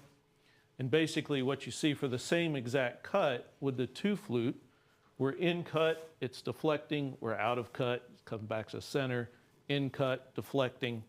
But when you compare that again to the 6-flute tool with more points of contact, we keep it loaded, we keep it deflected, and that really helps with chatter. So, all right. All right, so we're running out of time. I'm going to quickly go through circle segment cutters. So, you know, circle segment cutters. There's basically 4 different types of circle segment cutters that we see in the industry. So we have the oval form. Okay, it's the most versatile. It's the most common of the circle segment cutters. We have lens form, we have barrel form, and then we have taper form. So these are the 3 or the 4 different styles that we have. And so what's the advantage of the circle segment cutter? So, you know, when we're coloring a wall or coloring a surface, and, you know, in years past, we always used a ball nose end mill. You can see here in this illustration, we have a 1/2-inch ball, and we have a width of cut of 99 thousandths and 5/10 to maintain a 5/10 or 5/1000 cuss pipe. But if we change that from a regular standard ball nose over to, say, an oval form that has an 1.5 inch radius on it, then we can take that same cuss pipe of 5/1000 but increase our step over by 245. And even further, if say we went to a 5.5 inch radius on your R2 radius. So this is the biggest advantage. So you have cycle time reduction, or you can have less bench work. I know a lot of our medical customers, they spend an awful lot of time doing bench work after they machine the parts. They try to get the finish as best they can, and then they spend a lot of time in bench work trying to get that finish to print. Where if you can either increase your step over from 95 all the way up to 468, or you can keep this lower and decrease your cuss pipe, which means maybe less bench work in the future. So circle segment cutters, or the oval style, like I said earlier, it's the most versatile, it's the most common. The reason why it's more versatile is because the way it's designed, you have more tilting range. You see here in this example, the amount of range. So this at the bottom would be where we meet the R2 radius meets the OD, and this would be where the R2 radius meets the end when it's at the maximum tilt. So for multiple applications or parts that the feature is changing, this would be a more popular tool for those type of you can work anywhere on that radius. Yes. Now, if you go any further up with your tilt, then you end up being on your R1 radius or your ball radius on the end, and you lose the advantages of the large radius for your step over. So circle segment cutters can be used for 5D or 3D parts or 5-axis parts that you want to machine, but they can also be used for straight walls. And a good example of that would be like in deep pockets. Now this would be for where we'd use maybe a taper form cutter instead of oval form style. The taper form style, the difference between it and the oval style is that it's usually has a much larger R2 radius, or the second radius is on there, which means you can step over a lot further. It's also very narrow on how much you can tilt it.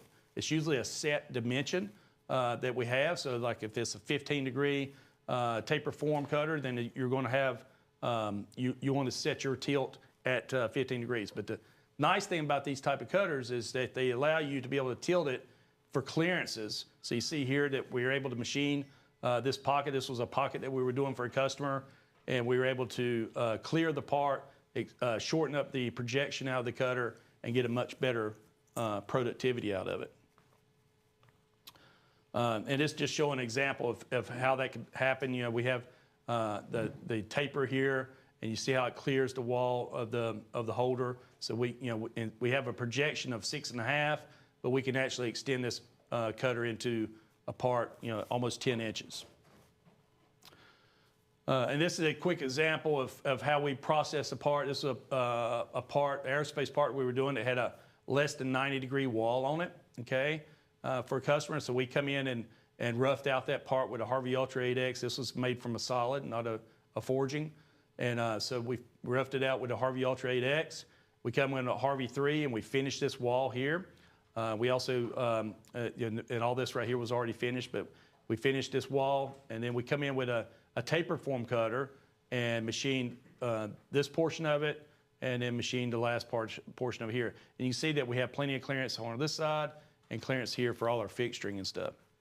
And then this is actually showing the program. So the reason why it's lifting up and stepping is because the floor of this is got multiple levels. But you've seen it come in here, and it's finishing this portion of it against the wall. Then we lay it down, and we finish it, and it's got some features out here, so it's the reason why it's coming around, swinging it as it's coming down the part. So it's doing both sides of that part in that corner that we otherwise would not be able to reach. In the past, this customer was using basically just a lot of coloring with a ball nose. Cycle time was very long, but with the taper form cutter, we were able to reduce that dramatically. And then lastly, lens style cutters. We don't see these quite as often, but basically most instances I see this is whenever they're using a 3-axis or 4-axis machine, and where they can't tilt it to the side, or if they're trying to machine a contoured surface in a deep pocket. It's where we usually normally see these type of cutters at. And the same principle, we're able to increase our step over or keep our step over the same and decrease the size of our scallops, is what you see here. And that's it. Any questions? I got one. Yes, sir. Okay. So when you have your circle segment cutters, is your feed rate limited to what your R1 can evacuate? Is that like the limiting? All right, so the thing I try to do on my circle segment cutters is I figure out where my tilt's going to be at first. Let's say it's an oval form, which has a lot of range, right? So depending on your fixturing or your part features or whatever, if you end up extending that tilt and you're working more towards the ball, then you, as our Maze was talking about earlier, you have surface footage and you have RPMs, okay? Why do we have both those terms? Well, they're not the same. They are the same, but they're not the same, right? So SFM determines what your RPMs are going to be. So we know what the SFM should be for a particular material that we're machining, right? So like for titanium, it may be 150 SFM would be our base, right? So we have 150 SFM. Well, if I'm using an oval form and I've got it tilted out and I'm working closer to the ball, then I need to find out what my effective cutting diameter is. Now, you can do that with CAD, or you can call us, or whatever, we can help you with that. But we need to find out what that effective cutting diameter is and base our RPMs off of that, okay? That would be for your speed. For feed, it's the same thing. You want to figure out what your effective cutting diameter is, then look at your charts for your feed and do it that way. Now, and then you'll have chip thinning too that's going to have to be calculated. So it gets a little bit more complicated because you got effective cutting diameter, and also you got chip thinning radially, and depending on how you're feeding it, you can actually have chip thinning in the feed direction as well. So I guess that was sort of my question is, do you have documentation in your sales stuff for what chip load you can put on that R1 area as compared to the upper area? Yeah, you would treat it just like a ball nose. Yeah. On the Yep. R1, you would treat it just like a ball nose. Yep. Yes. Yeah, we have separate calculations for that. Yep. And generally when you're using these cutters, you want to stay away from the R1 radius until you get to that corner. So the way we try to design, all of our circle segment cutters have been custom to this point. We're actually coming out with some standards here in the near future. The reason why we've kind of been reluctant on making them a standard is because you can imagine that every single application, you can optimize it, right? So we've just looked at the part and optimized it to the part. But you know, because we don't have it as a standard, a lot of people don't realize that we make them, but we've been making them for 15, 20 years. So now we want to put them in our standard portfolio just so everybody's aware. But even when we have them as a standard, if you have a long-running part, you're much better off giving one of us a call and let us optimize that tool for your application. Maybe we can take another question or two, but should we have the next presenter maybe come hook up while we do that to save a little time? Or okay, I think you had a question too. Okay, while they hook up, we can answer it if you want.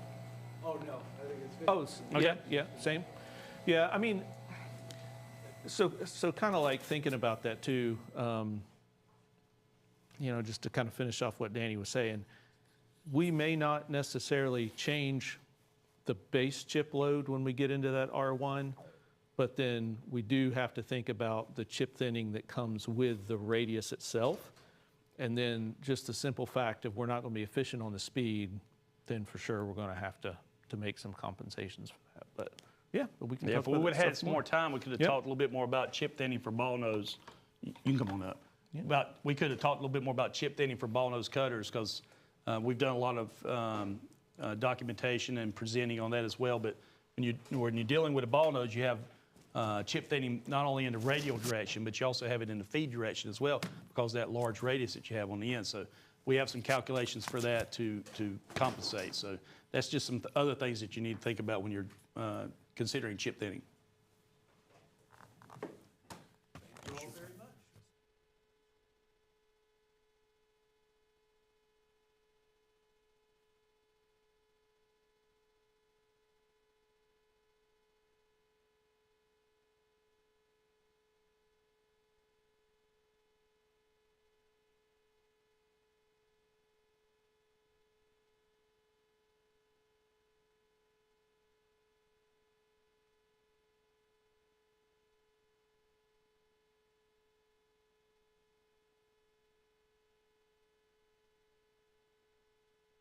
Hello, test.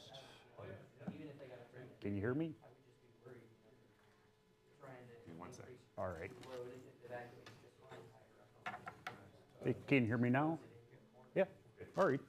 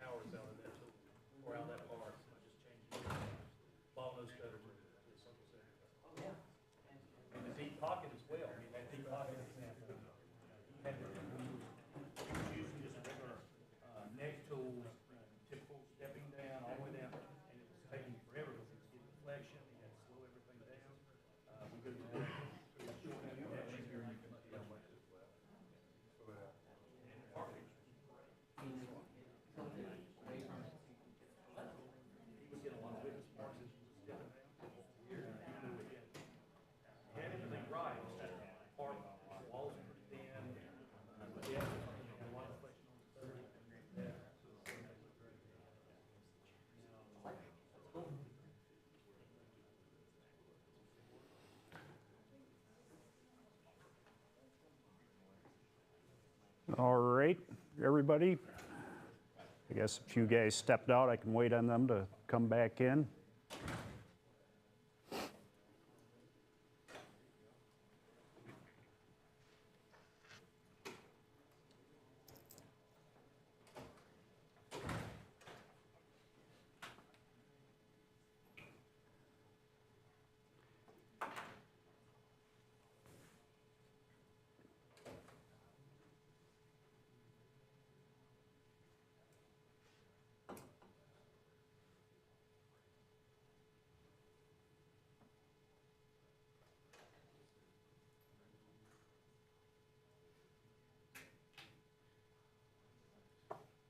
All right, good morning, everybody. I'm Brian Smith. I'm an applications engineer with Kennametal.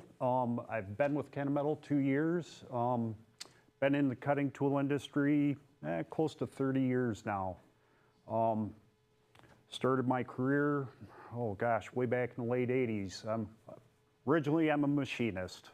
I'm the button pusher. I'm the guy that stands out there and, you know, comes back to the programmer and says, hey, this cutter's chattering, it's not working well, and you know, I'm the guy that goes out and troubleshoots things. But topic today is high feed milling. Does anybody know where high feed milling originated at or how we got there? Years ago, machine tool industry, the tool and die guys often had tools that looked like this, 15.5-inch gauge length.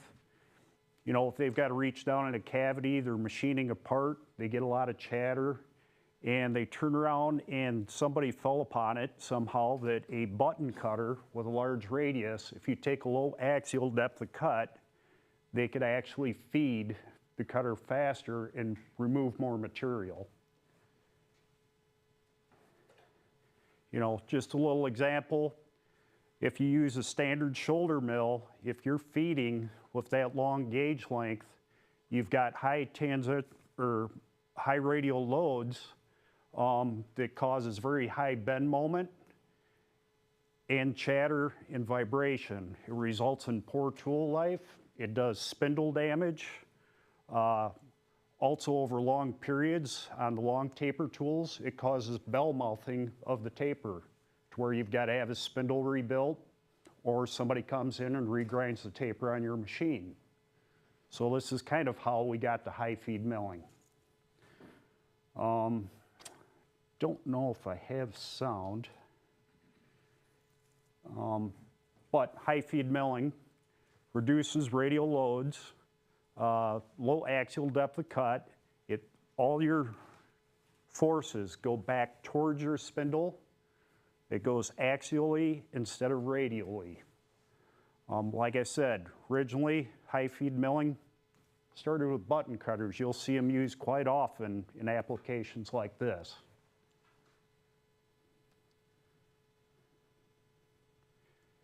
You know, I don't think I have sound turned on here.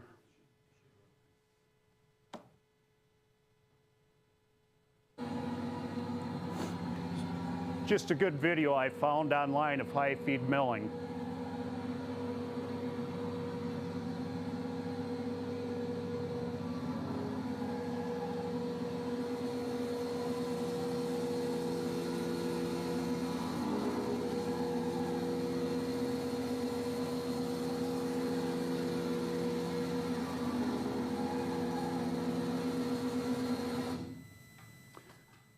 So it's kind of an interesting video. As a machinist geek, I think that was a pretty good application that we saw right there. You know, you walk by a machine and I listen. Being a manual machinist, I listen to the cut, hear how things sound. That was a perfect application for high feed milling.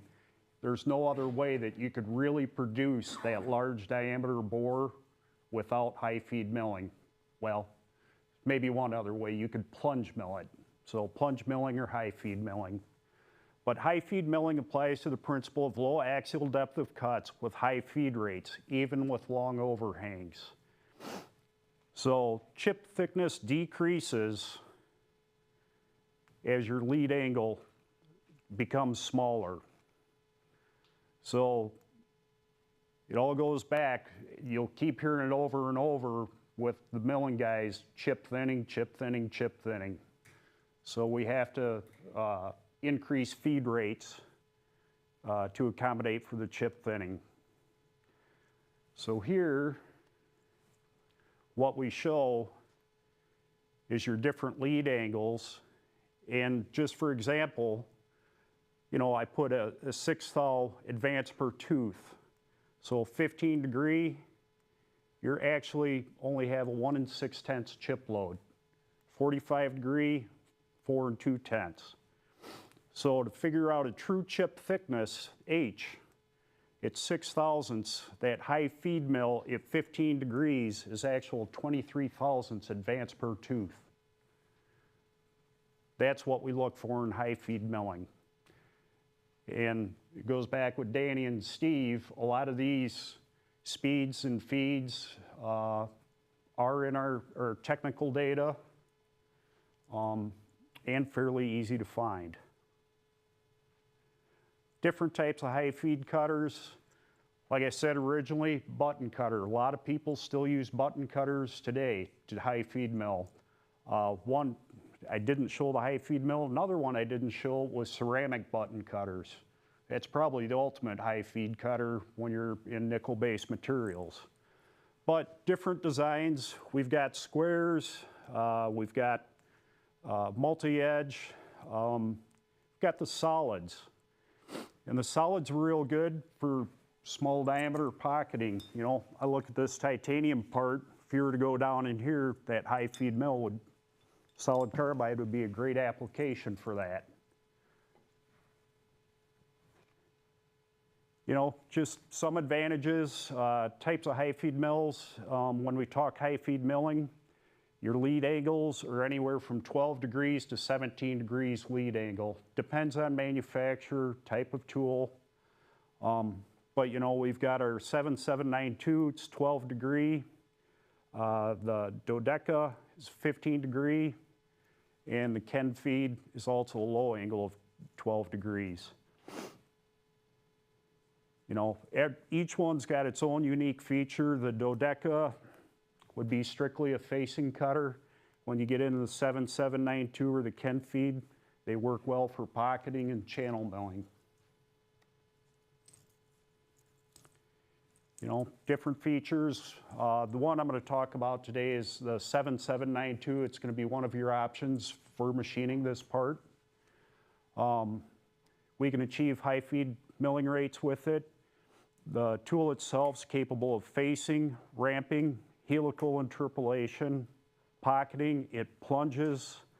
And all this data is actually in our tech data, especially, like I say, it's a nice cutter because I can plunge with this thing.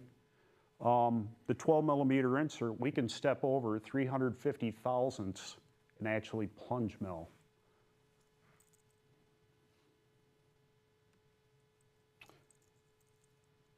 Just a few concepts and unique features with different high feed mills.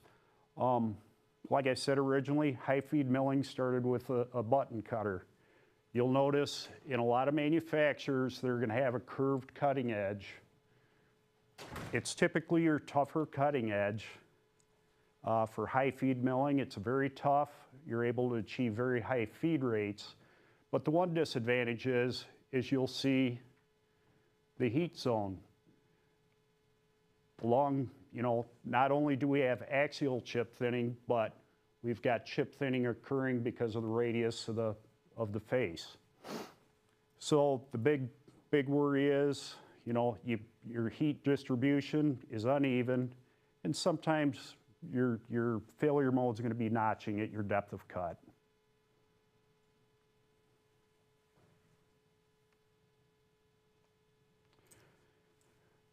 Other cutters do come with a straight edge. It will give you more even heat distribution. The only disadvantage is you may not be able to feed this quite as hard as you would a curved insert. You know, the Dodeca, the 7792, now has this option for straight cutting edge. It does produce a more even, uniform chip, heat distribution, which should give you a little bit better predictability on insert tool life. I'm not saying the curved edge is going to give you bad predictability, but this will give you a little freer cutting opportunities. When we talk high feed mills, the max depth of cut, AP, all manufacturers are going to tell you what the AP is on their tooling based on the IC size or the size of the insert. So the smaller the insert, the smaller your depth of cut. And of course, with different geometries, it changes.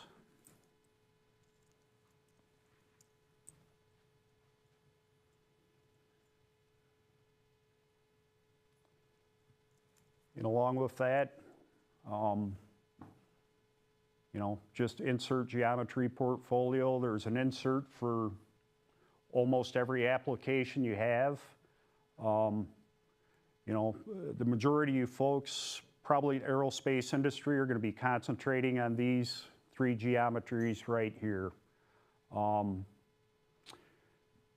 Each one has different features. They say this one's general purpose, soft steels, titanium, the best fit for face milling and slotting operations. The inserts do come with different radii on the corners. And a lot of the times we'll go to a larger radius for difficult slotting and pocketing milling operations. Because as you step down, you imagine if you're channel cutting with this cutter, as you step down, you're still high feed milling with that small axial depth of cut.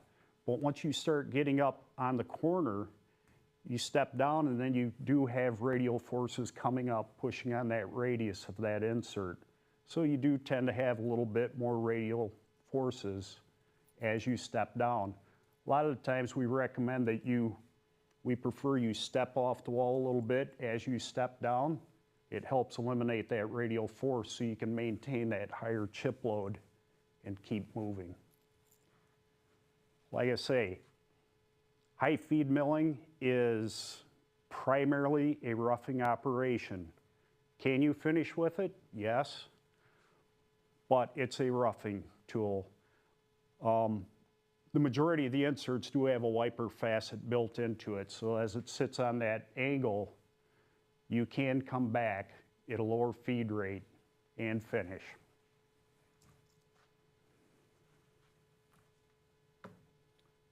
So things to consider for high feed machining.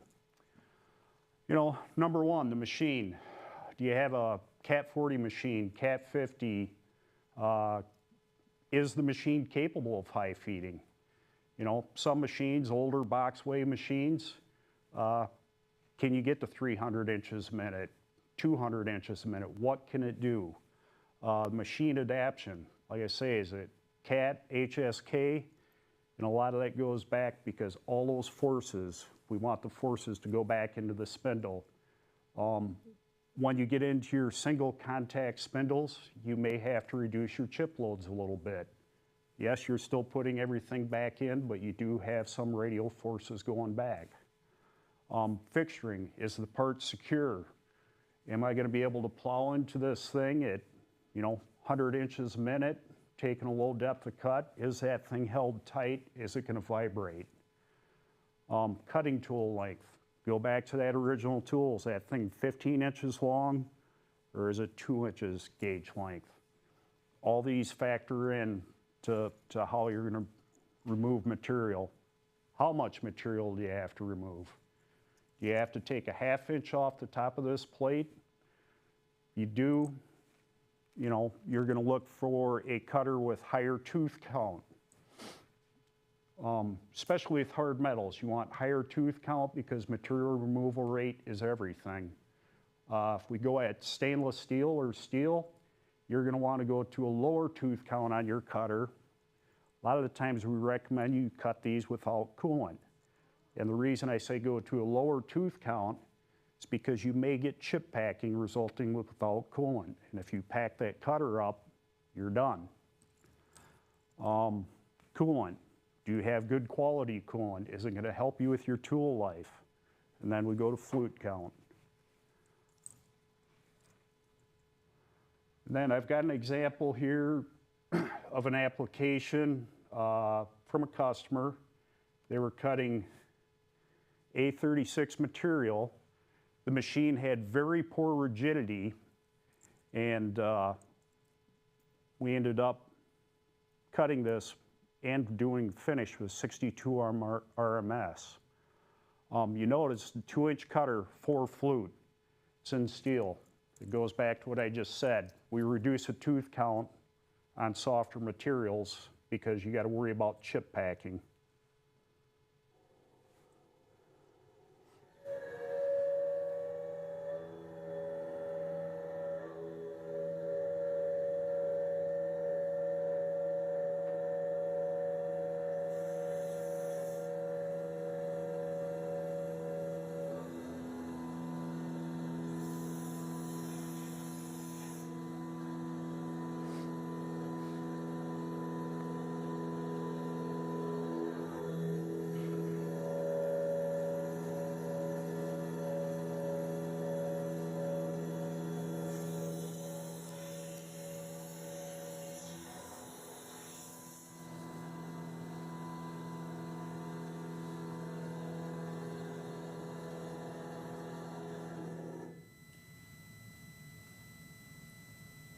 Although it's not a super impressive high feed application, I mean, we were doing 10,000ths advance per tooth.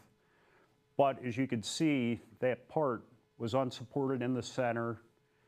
The machine's very old, worn out, but it was still working much better than going in there with a typical shoulder mill and trying to machine this. The finish was just horrible, and this was the best application to go after it.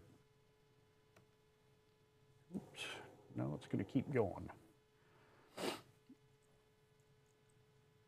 So, as Danny and Steve were saying, a lot of our technical information is either you can find it on the internet or in our catalogs. High feed milling, several things to look at. Based on diameter of a cutter, they're going to call out a facing pitch. So basically that's your D1 minor diameter of your cutter.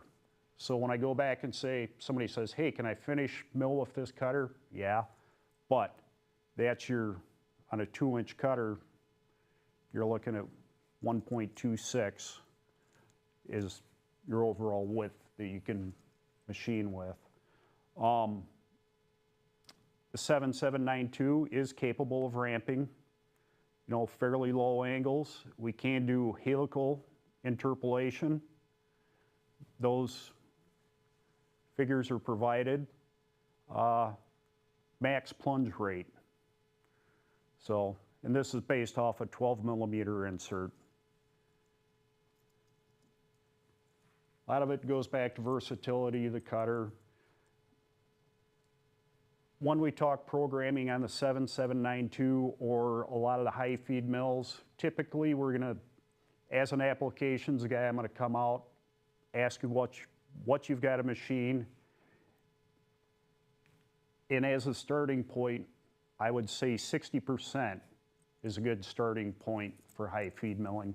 Do you want to jump right in at 70, 80% radial width of cut? 60 seems to work very well. You can get in there, you can do very aggressive high feed rates and remove a lot of material quick. Other programming considerations, when we talk that lead angle, when you're programming up to a shoulder, we often recommend programming with a tool with a radius. If you don't have the actual model of the tool to pull in your CAM software, you can generate a generic tool with this radius, and this is what it's going to leave. So a 12mm insert with a 0.8 corner radius, we recommend, you know, a radius. of 0.968. And then it provides you with your L dimension, the material that's going to be left behind. So if you've got to follow up with another cutter, this is good information. More technical information. A lot of it's based on depth of cut. But the one thing with high feed milling, not only do you have that axial chip thinning based on the angle of the cutter, you also have radial chip thinning going on when you reduce your step over. So as you see, from 40 to 100%, we could start at 21 thousandths advance per rev. And if you come down to 5%,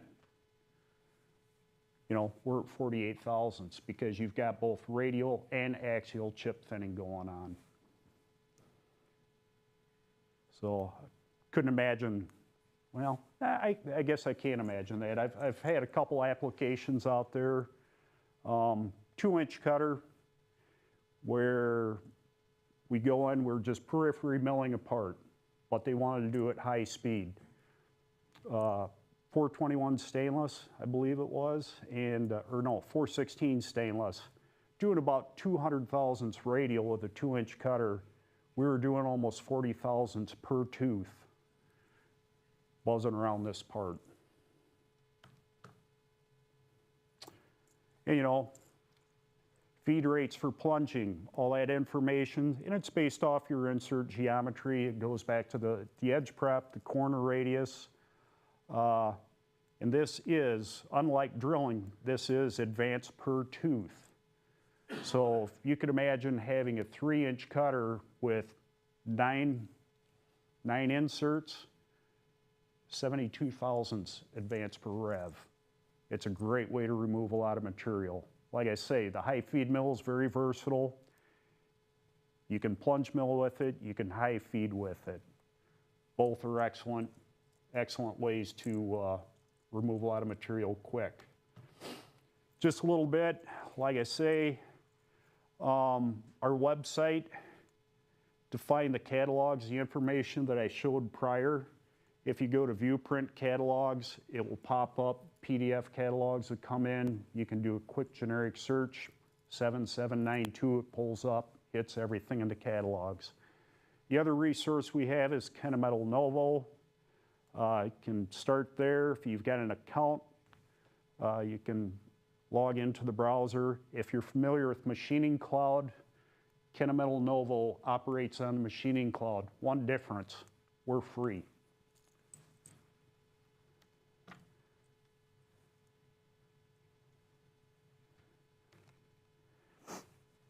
And one thing I did find interesting is, you know, sometimes Kennametal Novo's not always accurate on radial chip thinning to produce your max chip thickness. But what I did look at is, in the beginning, you know, we had to maintain a proper chip thickness, we said 6 thousandths chip thickness. I was able to actually reduplicate that, and this max chip thickness is accurate to the calculations, although it will not calculate 100% accurate on radial. So I just found it interesting. We don't run this website. It's another company that does that. Sometimes the information's correct, other times it's not. I would love to say it's correct all the time, but How often is it correct? I would say about 90% of the time. When it comes down to the radial chip thinning, to calculate the speed factors and feed rate multipliers, you're better off going to the catalog and actually looking at our tech data. You know, if you go down to 7% radial on an end mill, we're going to say 2 times the feed rate or speed, and we typically go by that. Novo and Machine Cloud sometimes doesn't calculate it properly. Although I did find, like I said, max chip thickness worked really well with the high feed cutter. So, any questions? It was short, sweet, and very quick.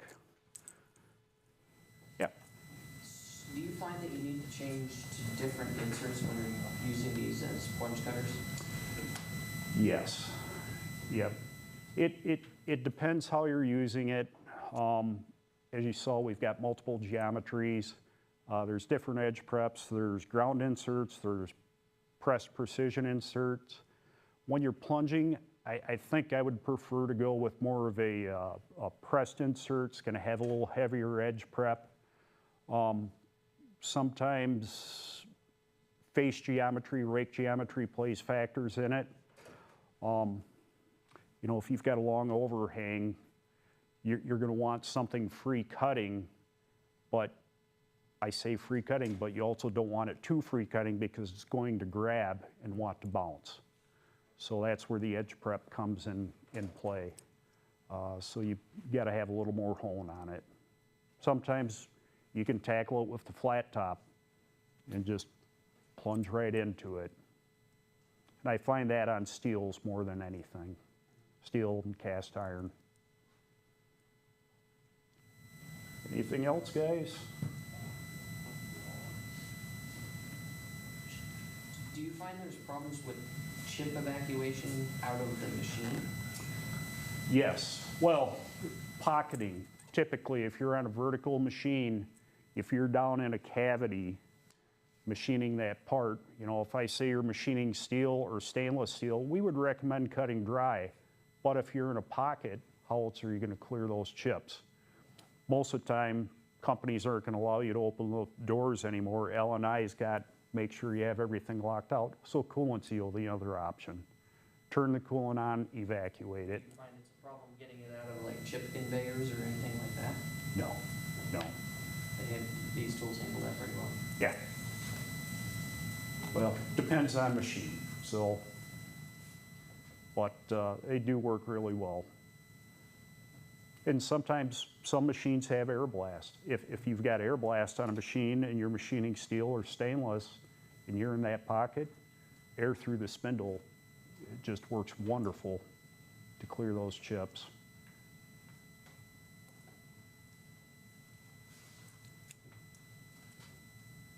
All right.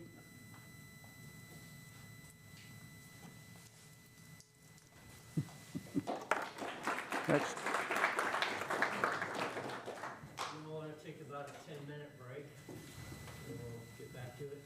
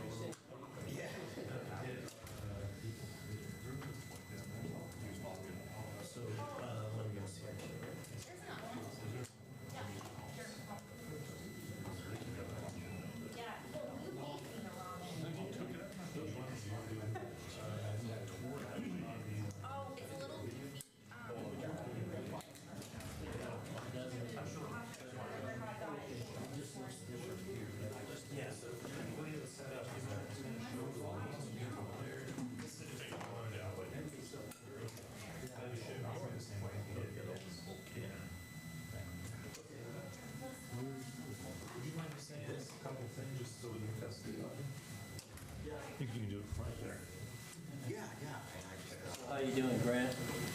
Doing good. Sounds coming in okay? Are you doing good? Yeah. Do I need to speak louder? No, for the room perhaps, Yeah. for our purpose. Okay.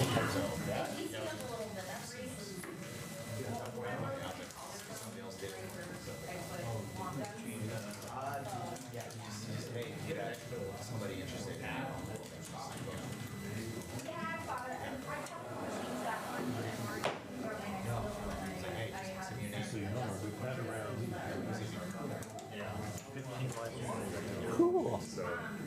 Is there any way to know who they are? Or it doesn't matter, but that's cool. Yeah. And I tagged your social media accounts. I did send you guys a link in case you guys want. I think I got something from you, but I've been preoccupied. I know, that's totally understandable. But I'll check it out for sure. Yeah. Sure, I know I told you this already, but when it's done here, what we do is we do a really look at it just to take out any like the technical difficulties and provide it so you guys can share it. Well, thank you.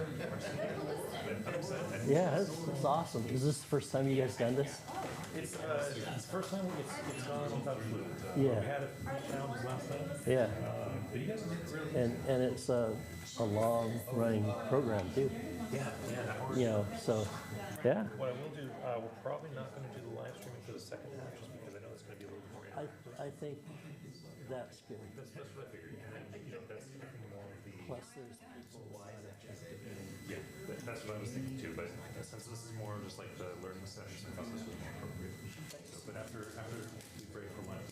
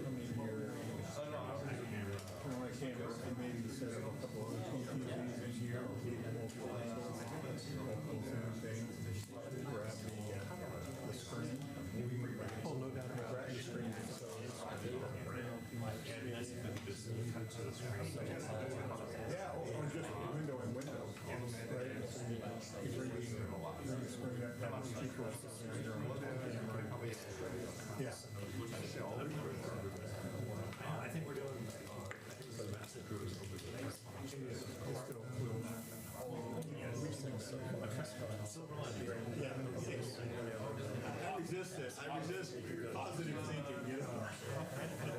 Optimistic. Well, I know, but it's my job is to be Mr. Jones, and I'm doing good. Oh, you did?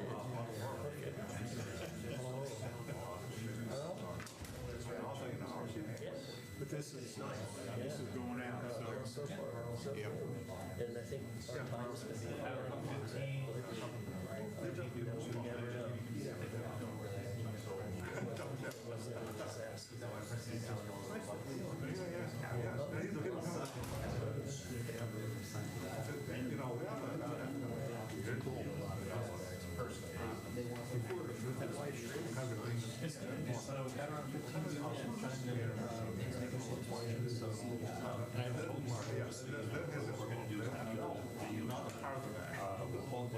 Do some quick editing just to like cut out all the technical difficulties. You guys will get all comments and I'll share whatever you need to share.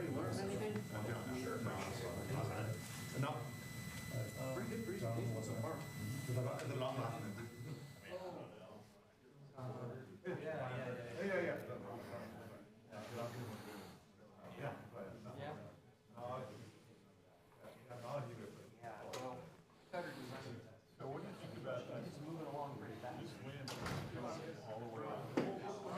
Hey, Matt, how you doing? Doing good. Good. Yeah. Hanging in. Yeah. Sometimes it's hard to sit and listen, but No, and it's sometimes good. it's a little heady, but I was it's just all relevant. telling Cody, I'm glad that I've spent so much time with him and talking Yeah, about this stuff. because it makes Yeah, it's kind of like it'll hearing, make more sense too. hearing things Yeah. multiple times and Yeah. start connecting all the dots. But Yeah. it's great. Thanks for inviting me. Oh, I'm glad you came. I wish Rick, right? Yeah. Rick could have came. He probably has class though, right? He is actually off today. Oh, okay. He's taking the day off Yeah. for some reason. Oh well. You can. They're they're live streaming this, so Oh, okay. you know it'll be available. Not the second half, just Yeah, the first half the learning part. Yeah. Okay, great. Or not even the second half of today, because we're going to be doing activities and stuff. But yeah, glad you made it. Glad I got to watch the whole project come together. I know, isn't it kind of fun? It's really fun. Yeah. Really cool. Thanks.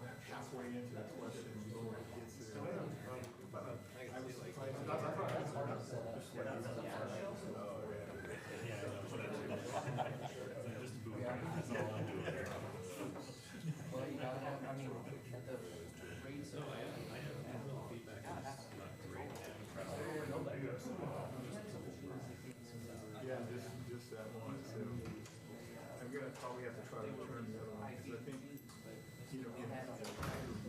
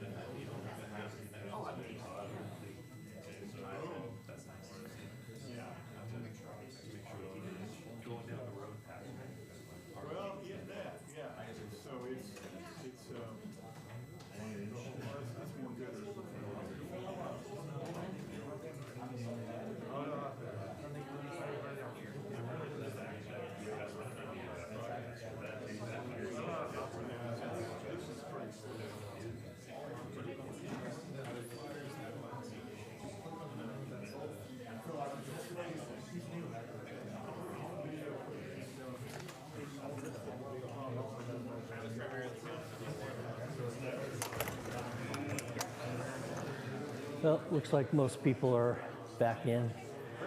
We're gonna start in about a minute. Let's see, Laura, and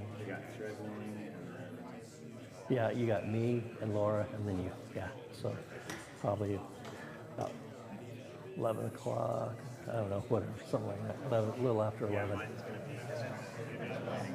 Yeah, it might be more like 11:15. Yeah. Okay.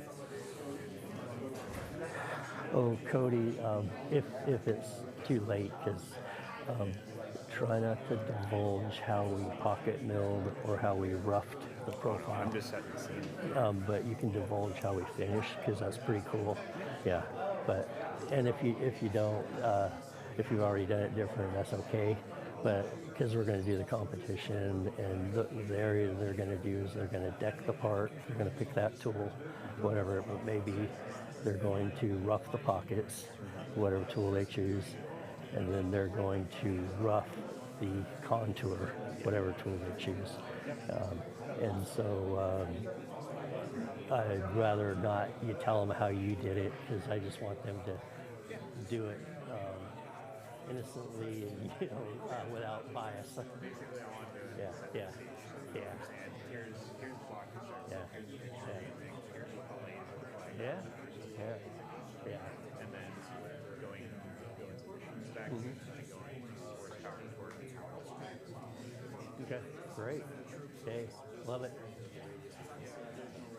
Okay, it's about time to get started. If everybody could take a seat.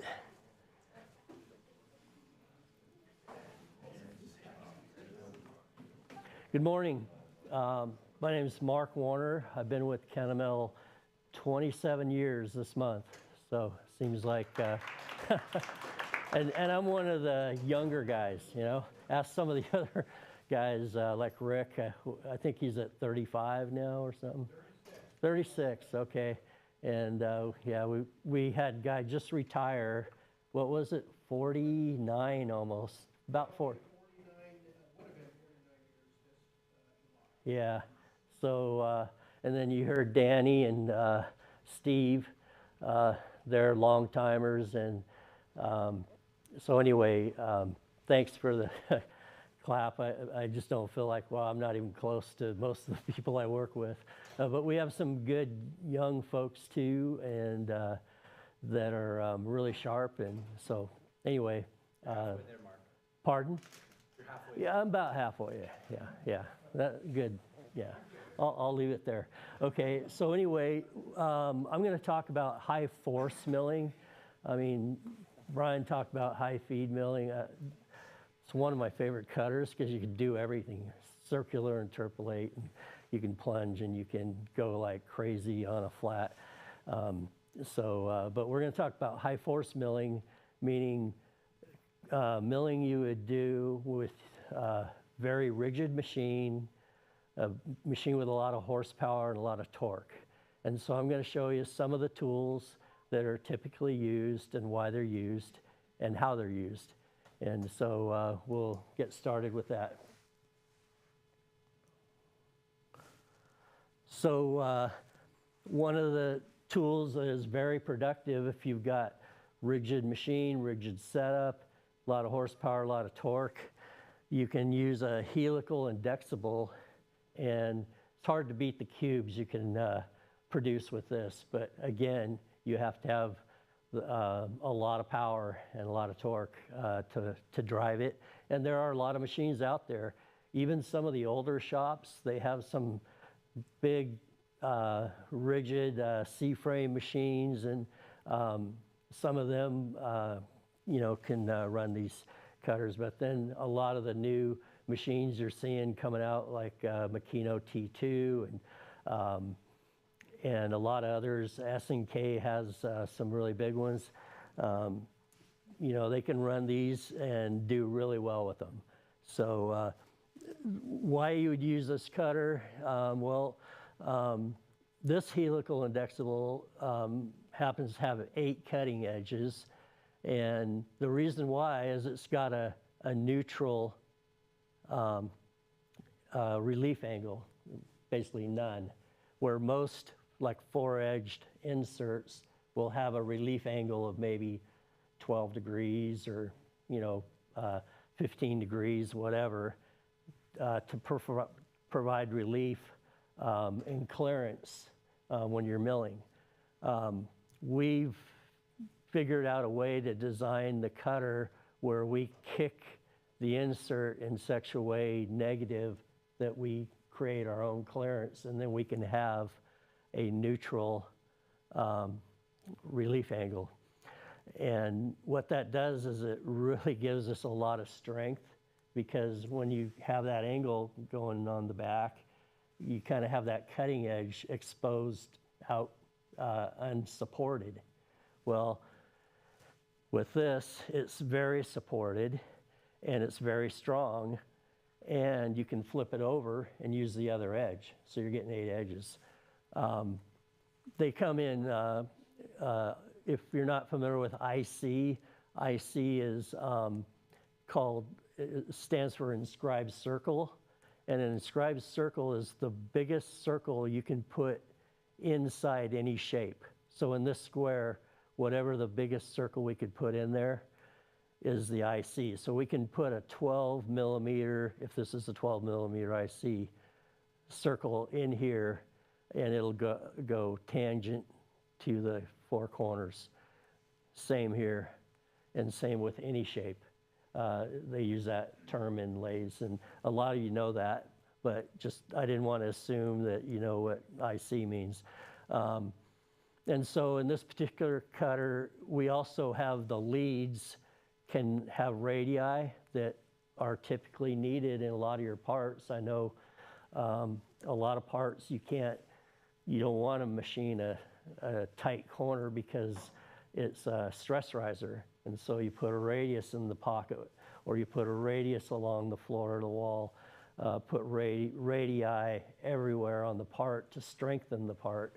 And so we have radii of like 250, 187, 60, 90, 120, you name it, all the way down to, on here, I know we go down to 6, I think, well, and then this one is a 30. So we have all the way down to 30. We go from 30 to 250 in the natural increments that parts are usually designed to. So we talked about the neutral relief, gives a really strong insert, so it's less prone to chip, and it can really take some heavy cuts. We also put coolant nozzles on the, every insert there's a coolant nozzle, and the nozzles are better than just a coolant hole because the design of the nozzle gives it much more forceful spray right at that insert. It makes the chips fly out, keeps everything cool and everything. So that's your typical helical indexable cutter that we use on very rigid machines with a lot, where we have a lot of power, a lot of torque. So let me see if I can get this to play. You see the parameters. This is the cutter you just saw.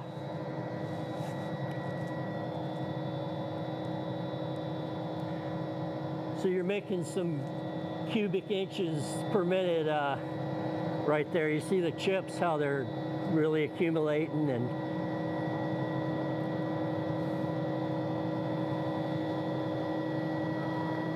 we're running it dry. We could run it wet. It just, this case, we decided to run it dry.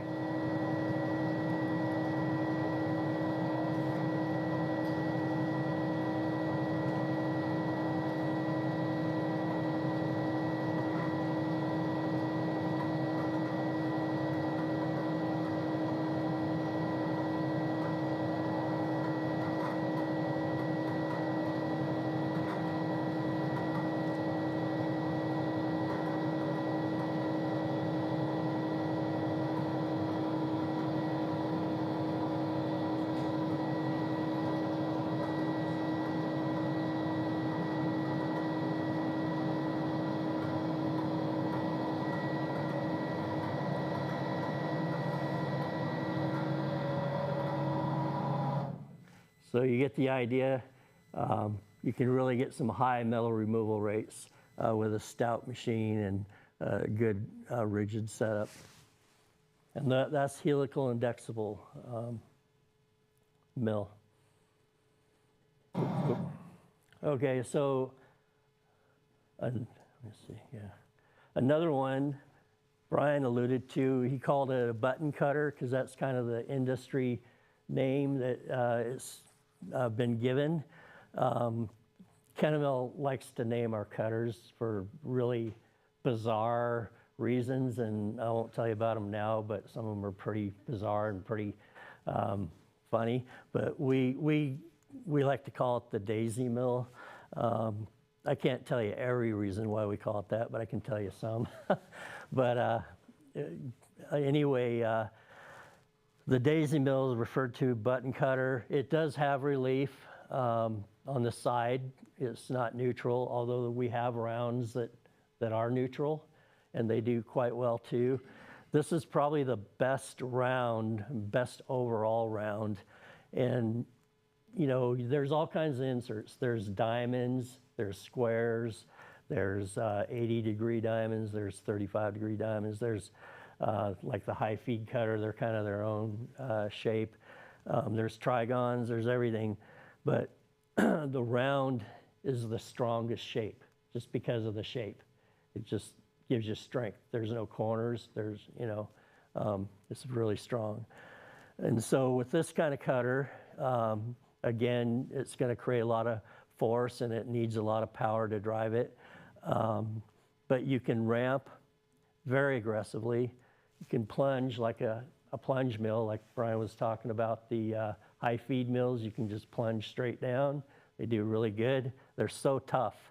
And then you can do pocketing and profiling. The ramp angles on these, I can't say them off the top of my head, but if you look them up, they are among the highest ramp angle cutter that you will find. So, and we have of course we have the inch and the metric, but we have half-inch IC. So the IC on a round is the diameter, right? So we have half-inch, we have 3/4, and we have 1 inch. So they get pretty big. But then there's parts. And so another reason people use these are it can be the natural cutter to put that radius in your part. You might have a half-inch radius, you might have a 3/4, and you might have a 1 inch, and I've seen them all. So it can just go ahead and create that for you. And they do a really good job finishing floors and blending into the walls. And they're also, if you have interrupted cuts or nasty material, these are just a really strong insert. So that's why we use those. Plunge cutter, this has been brought up a few times. This is your classic plunge cutter. And the reason we use plunge cutters is, I think the best reason is because the cutting forces go straight up into the spindle. So you don't have any side load, so you're not gonna have deflection, chatter, and all that. And so even if you have a lighter machine, a smaller machine, you can use these because the forces, you're going straight down and you're just plunging out the material, and all the opposing forces are going straight up in the spindle. So you're not taxing your bearings, and you're not deflecting your cutter, and you're not getting a lot of vibration. So it's a good problem solver even on light duty machines. And it can rough at some really good cubic inches a minute. What we do is we have a step over because you're going straight down.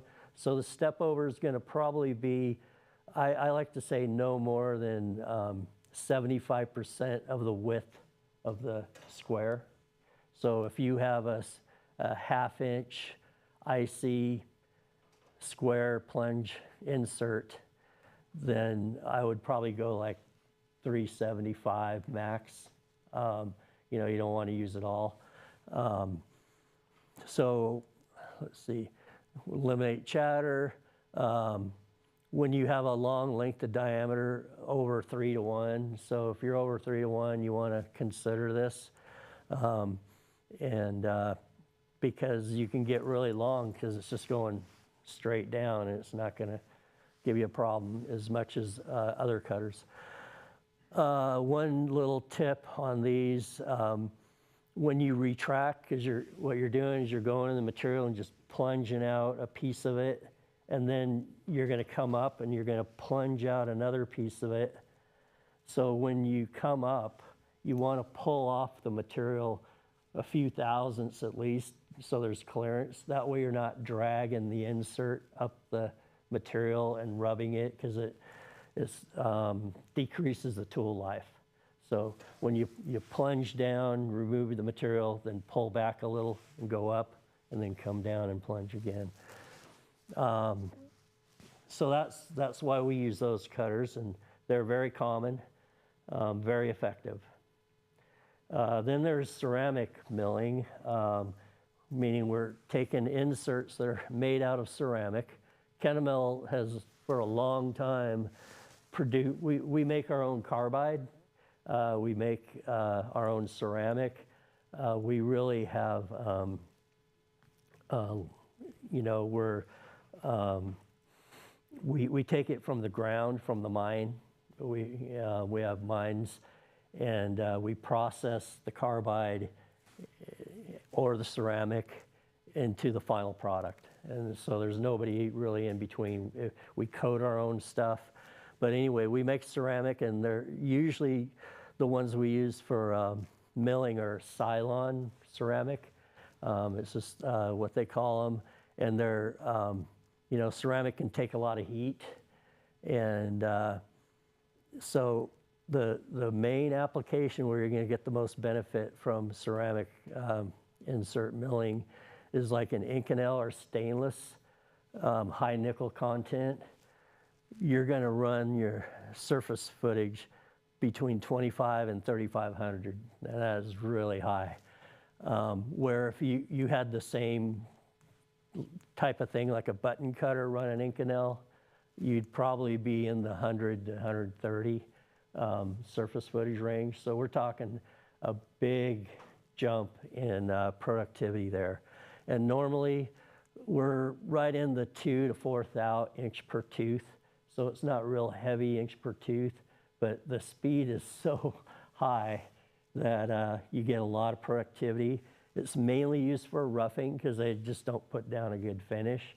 But you can, I mean, most of the part, or where most of the time is spent usually on roughing, so you can get your part roughed out and then come back and maybe finish it with carbide. So that's that. Oh, wait. Does anybody want to see what it looks like? Okay. Might need earplugs. Oops. What happened here? Oh. Oop. Try it again, I'm sorry.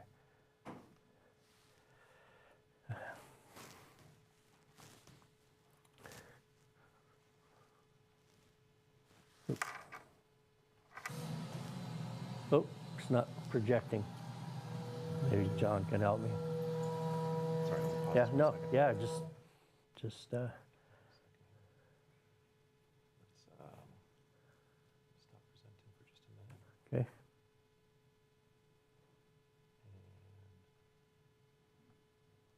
And start from the beginning. Yeah. Is it up there? Okay. You'll just hit presentation again. Oh, I might need you to. So this is Inconel 718. If any of you tried to machine or mill Inconel, you can appreciate what's going on here. They're helical interpolating a pocket or a hole, whatever you want to call it.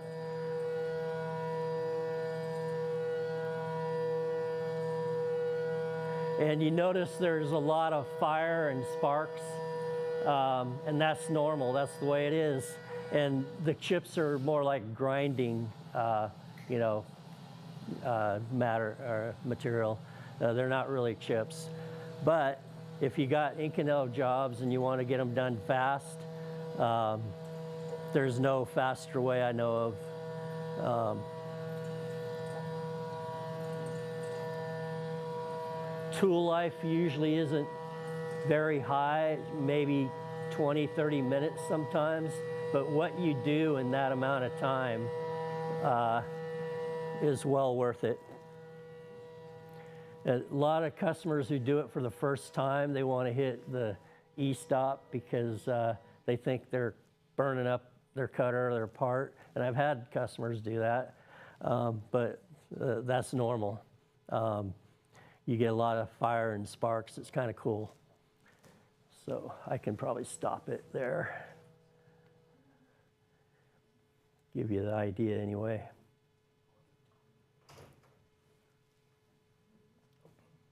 I can, if, yeah. Oh. I'm sorry. No, no, More no, complicated. no. I believe we were. Well, I can find it. Okay, I'll leave it. Just put it on presentation, I guess. Do the sparks change once the cutter chips? Yeah, I mean, what happens sometimes is you'll get buildup on the insert, and then you're cutting with Inconel, not ceramic, and then things start to go bad. But it's like any process, you know what the window is that you can keep it under control, where you're in control, not it. And when you know the window and you've done it a little bit, it's a great process. I mean, you cannot compete if you're going to just go with solid carbide and try to make an Inconel or some stainless parts if someone else is doing it this way. I mean, it's just, so it's good to know about. I'll try to get back to where I was. So those are some typical cutters and why you use them, and they're a little bit different from each other. This is kind of complementary to some of these high force cutters. They're brazed carbide tipped cutters. So you'll have, your steel tool. It can be monoblock, or you can have a shank on it of, whatever you want. We actually take a piece of carbide and twist it to the helix angle and braze it on, and they work really good, and they're great finishers. I mean, they make your part look like the bumper on a 55 Chevy. They're so good finishers. And so they're a complement. So you rough it out with some of the stuff I showed you, and you come back and finish with this, because a lot of what I showed you, you're doing on big machines with a lot of power, and they're usually big parts. And so that's a brazed tip cutter. We also do PCD, polycrystalline diamond, where we braze that on, and that's used for usually aluminum, non-ferrous. PCD doesn't work on ferrous materials or a lot of the hard metals. But we can get real creative with the designs and everything and make them, especially if you have a long-running job or a high-volume job, we can get creative with the design and really help you make money. So on the brazed, it's pretty remarkable. I mean, again, they have really good finishes, but we can do a diameter of tool up to 12 inches. So that's a big tool. And then we can do a length of cut with the carbide up to 12 inches also, and that's without any breaks. Some people will take segments and braze them in, but then you got these little break lines, and it isn't truly an all-effective cutter unless you stagger them, and it's just not, and it's not as strong, and it doesn't give you as good of finishes. So we can go 12 inches with a single piece of carbide without any breaks, and usually that takes care of most jobs that we see.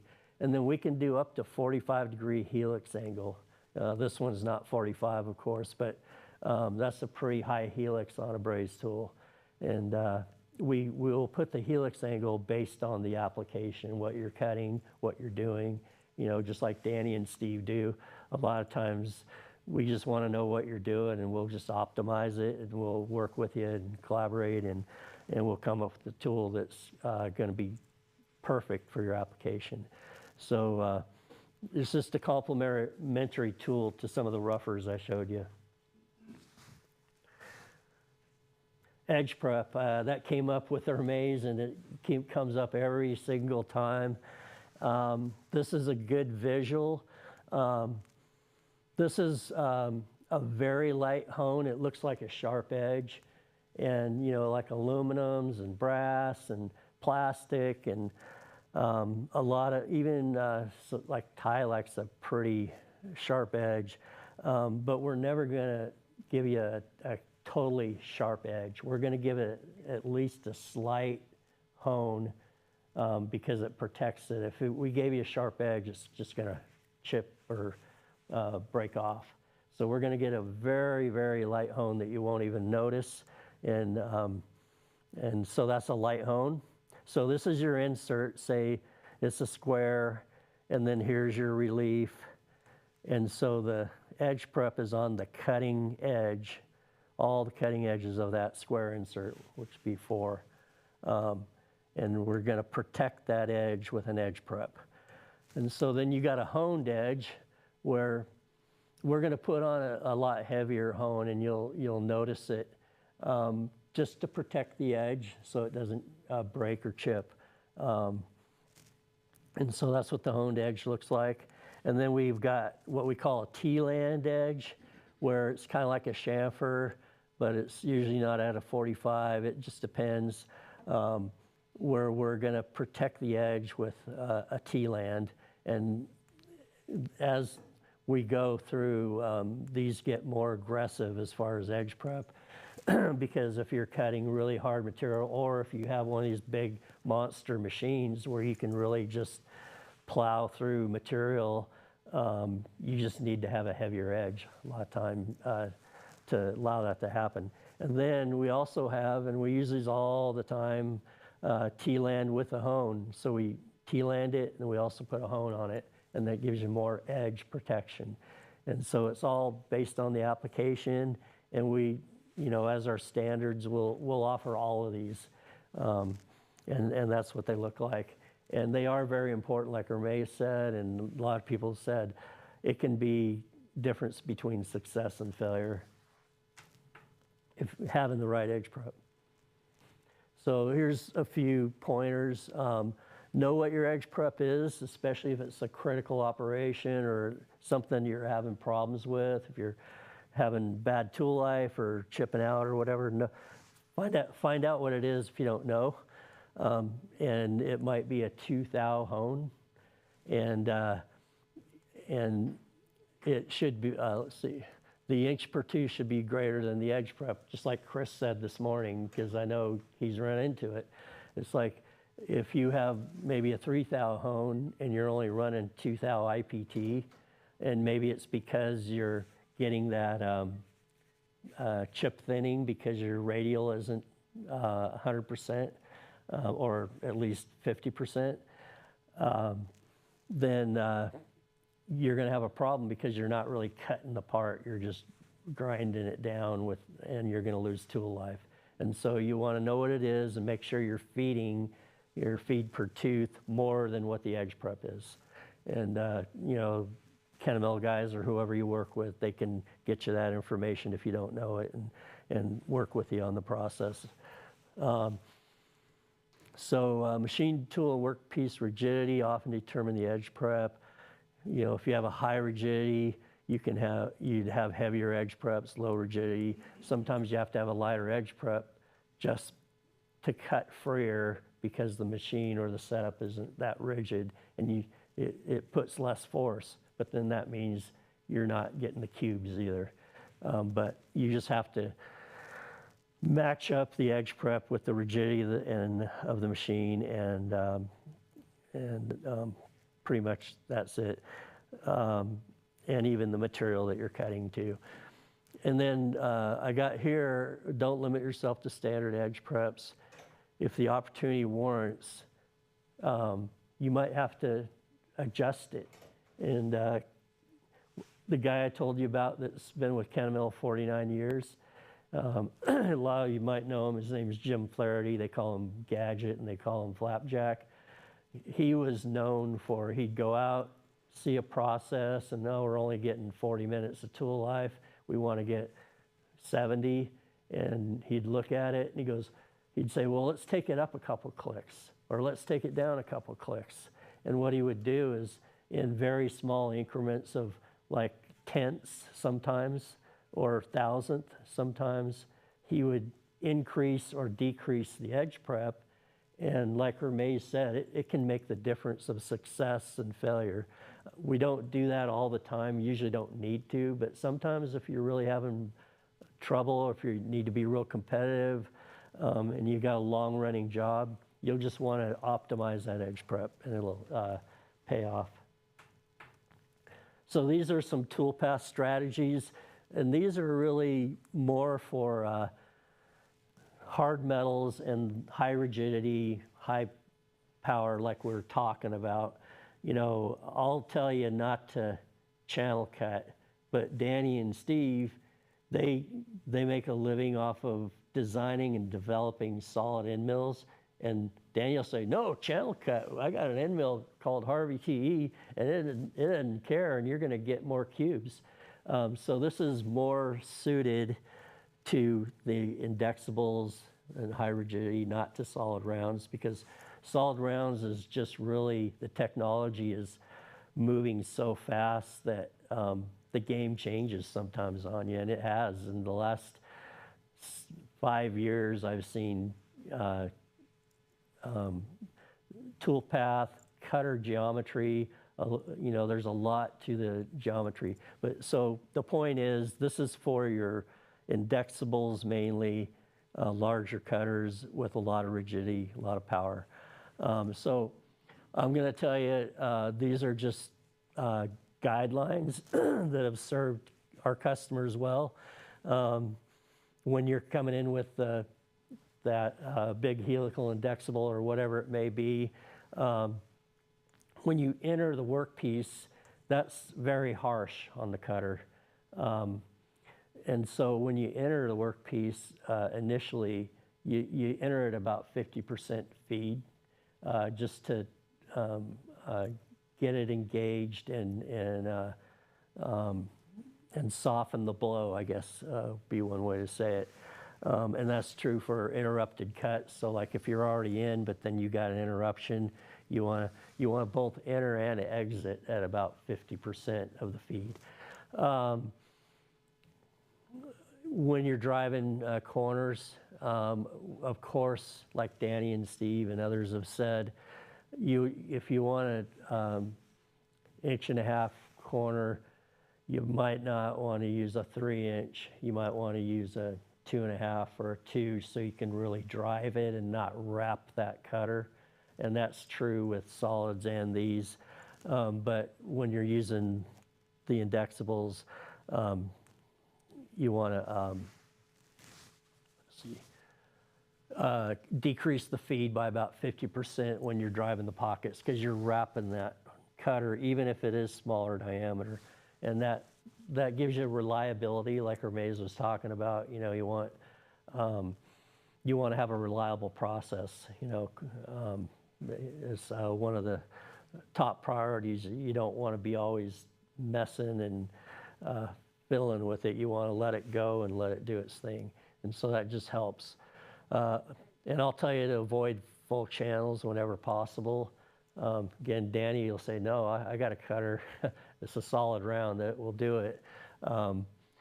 But with these, I would rather trochoidal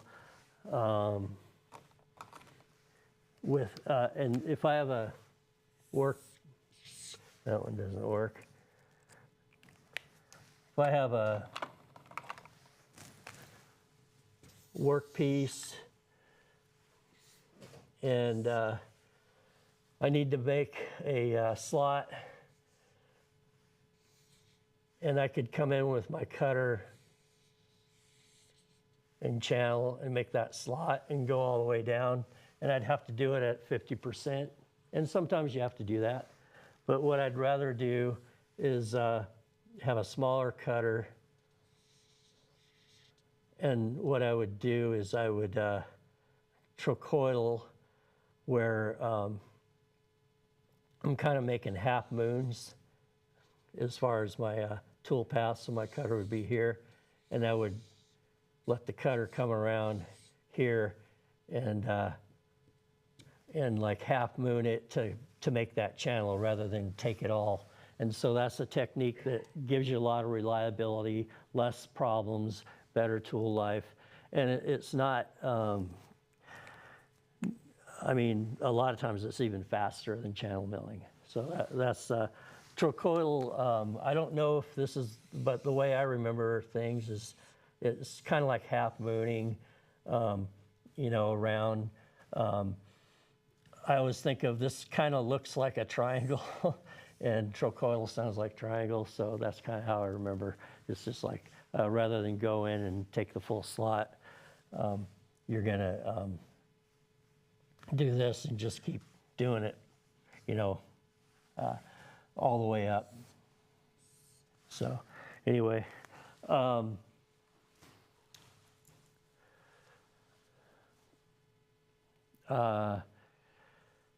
AE or radial with a cut, or whatever you prefer. Usually on these cutters, especially the helicals, usually don't want to exceed about 38% of the diameter. Again, I don't want you to channel, but if you're profiling or something and you have a 3-inch cutter, you're going to do about 1 inch radial or 1.25 inches or something for best results.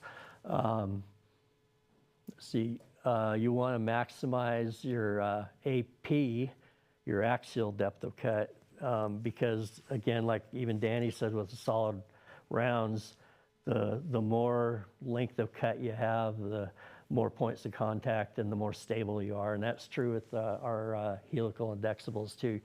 We call them Harvey cutters. They love to have full axial. That's how the more axial you give it, the smoother and better they run and more productive they are. And it's just a matter of stability. Smooth out your tool paths. We've talked a lot about that, and I always think about an Indy 500. They have an oval track, and they can go really fast. If they had a square track, they'd kind of have a hard time, and it'd be kind of boring, I think. They'd almost have to stop and go and stop, where the oval, they can just keep going. So when you're doing your tool paths, try to smooth them out and run it like it's an Indy car, and how an Indy car would go the fastest. And that's going to be a nice smooth round or oval or whatever. And so it's just a way to mentally think about it. As we talked about a lot with chip thinning, as your AE or radial width of cut decreases, bring that speed up, bring the feed up. And part of the reason you can bring the speed up is it's creating a lot less heat because there's less engagement and you've got the outside of the cutter being cooled off. I think Danny showed that, and Steve. But as your radial decreases, speed increases, and a lot of times speed does too. And so that's knowing that you can strategically use that in your programs or your process to get a lot more productivity.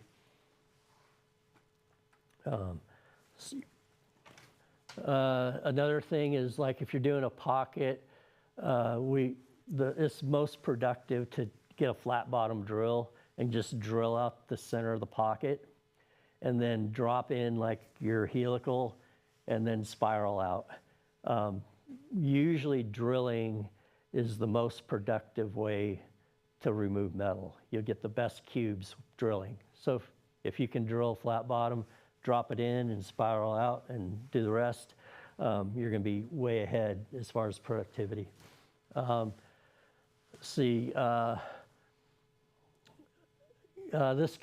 when I'm in a lot of shops, you know, we use high feed and we use this and we use productivity formulas and but a lot of times because of the nature of the path you have, you're not, if you're programmed at 300 inches a minute, you might be averaging 150 because you're slowing down a little bit in the corner because the controller and the machine can't resolve that. And so it's going to slow down a little bit. And so sometimes when we're really looking for productivity, we'll put it on a stopwatch and say, what are we really getting here? You know, we're programmed at 300, but what are we really getting because acceleration and deceleration of the controller and the machine come into play. consider, they call it AC and DEC, acceleration, deceleration, when you're doing that. So you're not fooling yourself thinking you're being more or running faster than you really actually are. Always do the math. This has come up a lot this morning. Hermes said cubic inches per minute is the top of the pyramid, and I agree. So when you're processing a part and you say, I could do it this way, or I could do it that way, or maybe I should do it this way, calculate what the cubic inches a minute are, and it'll get you maybe exactly the right decision, or it'll get you in the ballpark. So cubic inches of metal removed is your productivity target. Rule of thumb, you know, we talked about solid end mills and we talked about indexables. Usually you stop using solid end mills at about 1.25 inch diameter, and you start using indexable at about, you know, 1.5 inches. It's just because of economics and everything, and just keep that in mind. This is real important for this afternoon, and this has come up too. Design the process around the machine capabilities. So you're going to run a part on a machine. You really need to know what's my maximum horsepower, what's the duty cycle, what's my torque maximum. Even on your drive motors, you want to know, and you want to make sure you're planning a process that doesn't exceed those or get even, I'd usually say I wouldn't go past 90%. If you have a torque of 300 foot-pounds, you know, I wouldn't take it to 299. I'd probably take it to, you know, 280 or something, just to, you know, not max it out, just like most things. But get the torque and horsepower curves. The machine tool builder who built your machine has those. If you don't have them, they should come with the machine, and consider those, because you got to work within those limits. And you got to work within how rigid is my machine and how rigid is my setup. And again, consider the drive axis motors too, because, you know, you can get, hey, I've got 50 horsepower and I've got 500 foot-pounds of torque, but you got to watch it, especially buying a new machine. But what are your axis drives? Are they weak? And they're not even going to let you use all that? I've seen that, you know. And so take a look at it, especially if you're buying a new machine, because you don't want to buy a machine. You paid for the spindle to get the torque and horsepower, and then your drive motors stall out. Usually machine tool builders are pretty good about that, but don't take it for granted. Calculate the torque and horsepower for the process you're designing using. There's calculators you can get online or apps. We have a Novo software system that does it. But the point is, look at your torque and horsepower curves, see where you got to operate in, and then as you develop your process and select your tool, decide how you're going to run it and what feed and speed. Make sure you don't, you know, work outside the window, or you're going to have all kinds of problems. And usually, or Mays can confirm this, I'm sure, usually torque is going to be your limiting factor. When you're machining hard metals using big machines with a lot of horsepower, rigidity, and everything, usually you're going to run out of torque before you do horsepower. That's just the way it is. So pay attention if you're buying a new machine. If you have a machine, work within the torque you have. Here's an example of a horsepower torque curve. And so along the bottom, you've got spindle speed, right? It goes from 10 RPM up to 10,000 RPM. And this dotted line is your torque. And so you've got 559 foot-pounds of torque, not bad. But it drops off at about 500 RPM, you know, and every machine's different. You got to really pay attention to this. It really drops off steep. And so by the time you say, hey, I got a 10,000 RPM spindle, but you don't have a whole lot of torque at that level. And that's just the way a lot of machines go. And they all have their own curves. And here's your horsepower curve. You have less horsepower at lower RPM, then all of a sudden you get up to about 300, and you got your maximum 25 horsepower. But then it starts to drop off too. And so you got to work within these parameters, or you're just going to be stalling your machine or having problems, and you're not going to know where they came from. And so this is a really good analysis. Keep these things handy, and you know, you're going to get to know your machine and your processes and your cutters, where you won't have to look at them all the time, but definitely be aware of them and consider them. Here's another one, and this is the horsepower torque curve of the machine that we're going to be processing this titanium football on. It's out at the OMIC machining building. It's a really nice machine. It's a Doosan DF 500 horsepower, and it's got its purpose, but it is a 40 taper. So it's not a real heavy-duty, rigid machine. It can go really fast. What does it go up to? This is kind of blurry. I apologize for that. Cody knows. How? I've got it in my presentation. Yeah. Oh, you do? Okay. So I'm not going to spend a lot of time on this one because Cody probably will. But I just wanted to show you, this is the one that we're going to be looking at when we process our part. We got to look at it, or we're going to do something and we're going to stall it out because we put too much torque on it. I think Brian and I were working on a job, and we thought we had it dialed in, but you know, we're doing it on paper, and we checked the torque, and it's like, oh wow, we're like we're going to create double the torque that the machine has. So we just backed it off and got inside the window. So all right, so we're kind of football themed a little bit. So all I can say is, you know, when you're doing your machining, get into beast mode. Don't let the competition bring you down or anything. So just for the fun of it and to keep with the theme. Hopefully this works.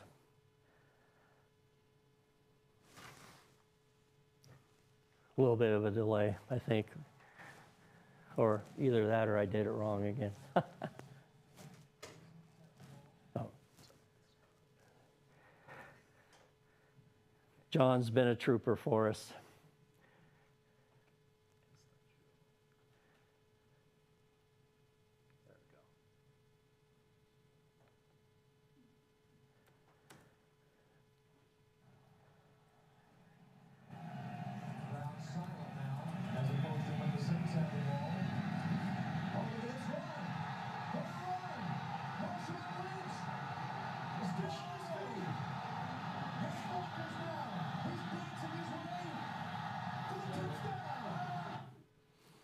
So that's where beast mode came from, and we can be in beast mode too when we are processing our parts and making chips and making money and you know, making great things for you know, with machining. We're making really great things, and so we'll get into beast mode, and we'll really not let anybody deter us or bring it down, and we'll be at the top of our game.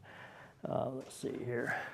Oh, I don't know how that got in there, but I think she's saying to shake it off. It's like if you get some problems like we did this morning, just like shake it off and go into beast mode. Thank you, and any questions? Okay, I will turn it over to Laura.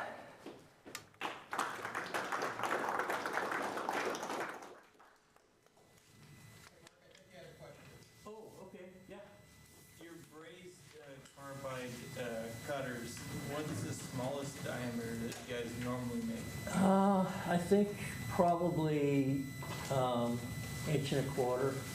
I mean, What was you the know, question again? the smallest brazed cutter, because otherwise we'll just use Yeah, a we solid. just go solid carbide, yeah. So probably inch and a half more realistically, because otherwise we'll say, hey, just use a solid. Yeah. But yeah, good question. Oh. Here's a pointer if you need it.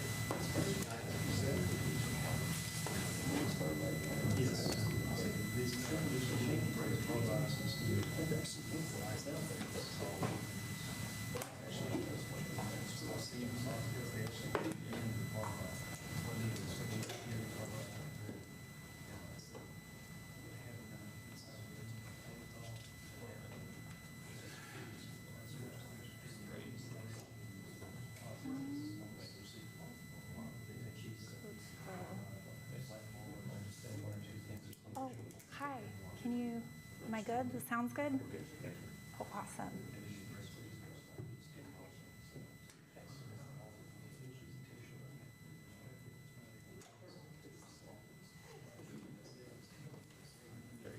Oh, So your notes should be on the screen, and that'll be the actual presentation. okay, awesome. Thank you.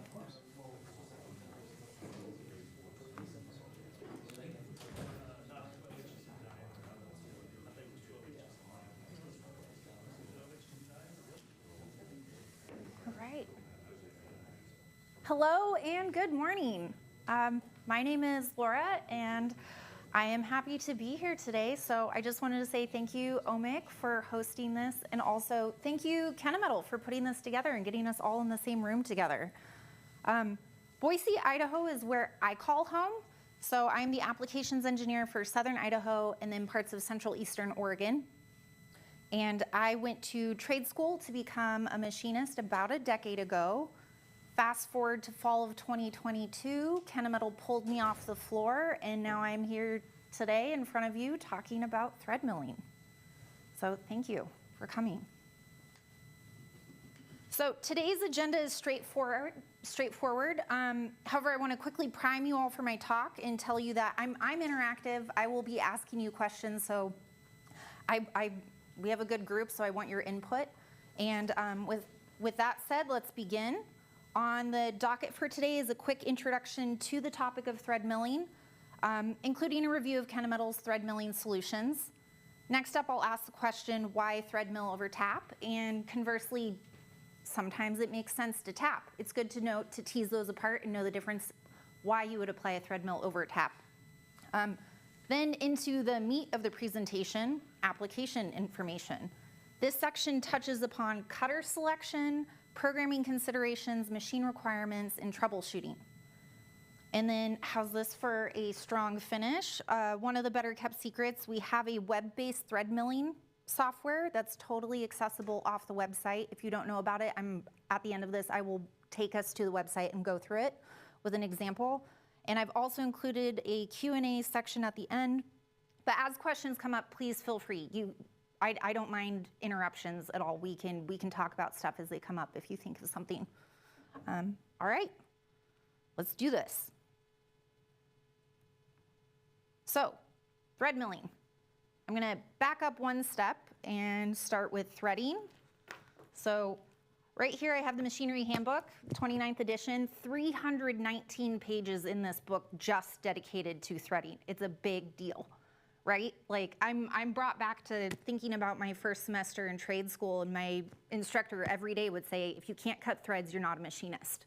So here, threads, really important. And I guess just one quick example.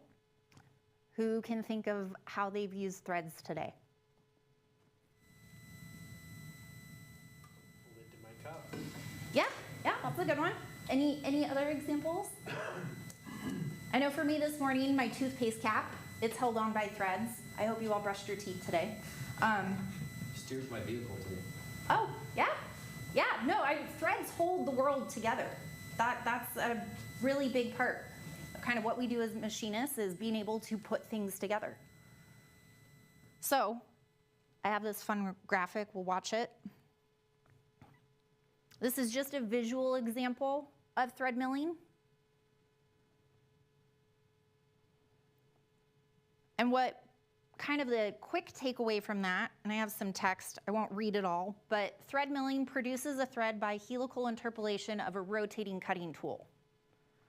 That's important because that's going to be a big difference between tapping and thread milling. So I will go through what we have in our catalog.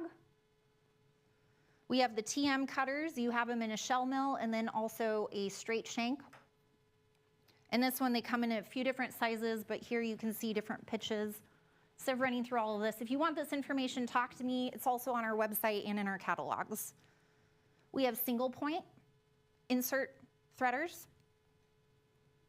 We also have the TMS series. Kind of reminds me, it's more of a little triangle with a comb. These ones, you can do long reach. We have minis. For the bigger ones, you're going to see more of that first one, that shell mill. So if you get into the bigger threads because of the pitch, you can only fit so many teeth in that size of an insert. And I think inscribed circle is 1/4 inch and 3/8. So these are smaller thread mills. And then we have solid carbide end mills, and we have these in a metric offering, down to M3 all the way up to M20. And then the pitches are 0.5, 0.7, 0.75, 0.8, 1, 1.25, 1.5, 2, and then I believe, 2.5. So even though that says M3 by 0.5, the pitch is what actually matters on the thread mill. It's that space between each tooth. All right, so now I'm gonna ask you, because this slide, like, when does it make sense to use a thread mill? I want you guys to tell me this, because I can tell you all of this stuff and I have a lot of text, but that's kind of boring to read. But you don't want to afford the part when your tap breaks? Yeah, right? Like big plates. I worked at a shop with big plates, and it always seemed tapping was one of the last operations, and you just spent 30 hours on it, and now you have a broken tap in that part. Because you either have to scrap the part, or if you have a, sinker EDM, then you can maybe get it out if you're lucky. Any other reasons why you would thread mill over tap? Yeah? Or your hole diameter changes, but your thread pitches stay the same throughout your part? Oh, yeah, no, that's a really good reason, because it's like you can use the same tool. You're not stuck with just one diameter where you'd have to buy a different tap for each of those hole sizes. Yeah. Any other? Yeah. The thread all the way to the bottom of the hole. Yeah, the thread mills are awesome because you can get very close to the bottom of that drilled hole, or you might have an interpolated hole, so you can get very close and not have to worry about the clearance, especially on those longer tapered taps. You have to think how many pitches do I have to actually get full thread engagement when you're screwing something in after you've tapped it. Okay, so we have, this will just run through things that you might also consider surface finish. So you can, and I have a picture that'll come up here soon, but this is, again, a really long list. So one thing to think about tapping versus thread milling will increase your cycle time. However, not having a scrapped part might be worth it to you if you have a little bit more of an increase in cycle time, but knowing that you're not going to be breaking taps. And especially in hard metals, taps are not your friend. Thread mills are definitely your friend. Although you do have an increase in cycle time, your chips are smaller. And when we're talking an internal right-hand thread, you'll see the recommended, you actually thread mill out of the hole. So you're not pushing your tool into the chips that it's making. It's almost the only way to do AR500 plate. Yes, that is a brutal material to cut. There's a potato digging company out in my area that uses a lot of AR500 for their equipment. And it's not fun to work with. All right, so here is a blown up view of threads and the teeth on a tap versus the teeth on a thread mill. So here you can see we actually have the helix angle built into the tap, right? So it's like, think about hand tapping. You just rotate it clockwise and it moves in Z. You're not actually having to force that tap in Z. It will, once that thread starts, it'll go for you. So that we call it a running thread, or that the teeth lay on a helical path. That would be more the technical description. And then thread mill, these are all vertical. So there's actually no linear travel built into the thread mill. So your CNC is going to do this. You are not ever going to hand thread a hole with a thread mill. That, like, I don't have that kind of precision in my arm. But again, it's the difference between thread mills and taps, just a big thing to consider. And then we call that laying on an annular path. So that would be your standing thread.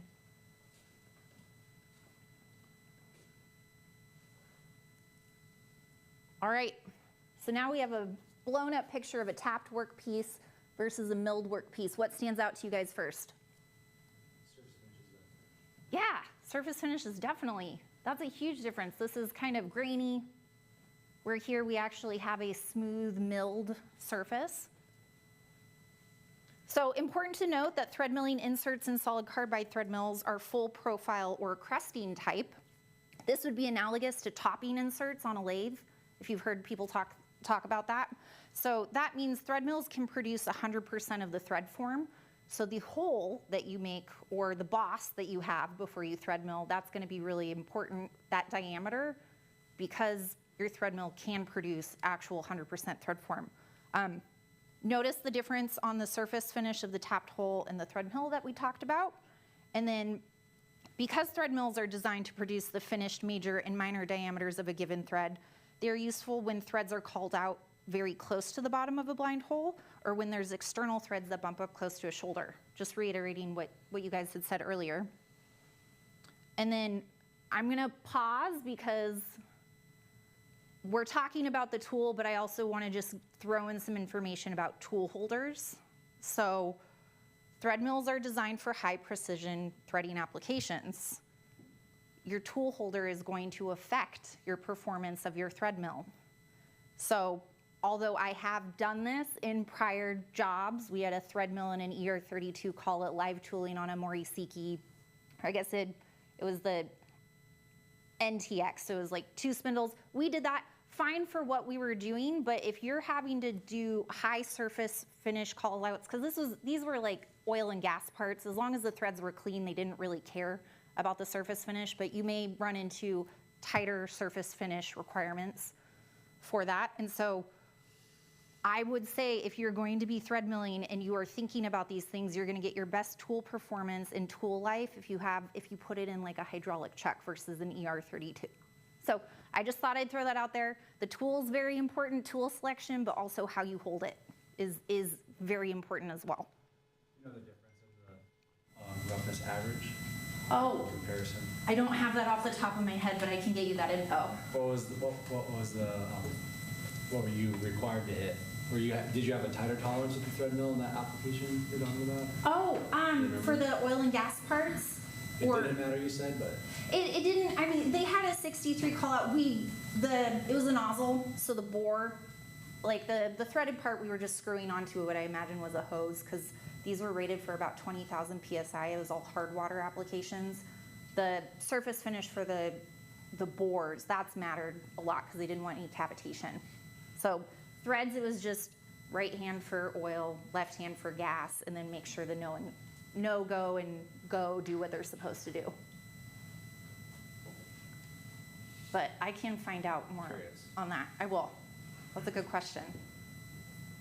All right, application information. So here, this is really kind of, I would say, the more conceptual part of thread milling, because the thread mill is hand neutral and lead angle neutral. Coordinating spindle rotation, interpolation, and direction of Z-axis movement determines whether the machine is climb or conventional cutting and the hand of the thread. So you have these 3 things that you have to worry about, and you haven't even gotten your tool into the spindle, right? This is on the programming level. And so, again, you need to be able to do helical interpolation on your machine. I read somewhere machines after 1990 pretty much have that. So older equipment, you would need to know that. Newer equipment, it's gonna be in there. And then, so it matters that the programmer understands rotation, motion, and direction, because it's not totally intuitive to do a right-hand internal thread that you are M3 right spinning clockwise, but then you are cutting counterclockwise with a G3 while you're moving Z positive, right? So you end up doing these hand motions that I just did just to verify, is that actually a right-hand thread that I'm cutting? All of that, right? Software is pretty nice that it helps us worry about those things, but it's also good to know that when you're cutting a right-hand internal thread, those 3 pieces of information. What way is your spindle moving? What is the motion of your circular interpolation? And then because you need to have that helical element, what direction are you feeding Z? Up, down, in or out? So those are the 3 programming elements. Here is tool diameter guidelines. So I like this picture because same hole, but it just shows a different thread mill. And so you can kind of see clearance considerations. Rule of thumb here, 13 TPI or coarser, 70% of the thread diameter, 14 TPI or finer, less than or equal to 75% of the thread diameter. Probably is also what you have in stock, what you can buy, because I mean, if you had a diameter this big, you probably don't, finding a cutter that then is 75% of that is maybe not cost effective, so you probably will be using a smaller cutter in an example like that. But things to think about, larger cutter, less deflection, more robust tool. Smaller cutter though, you have more clearance and you can zip around faster. But something to remember, if you go smaller, does your machine actually have that capability? Are you utilizing that tool to its maximum use? So these are things to think about when you are choosing the diameter. And again, this would matter a lot for an internal thread. An external thread, you don't have those size limitations because you're not inside of a cavity. All right, here's some math.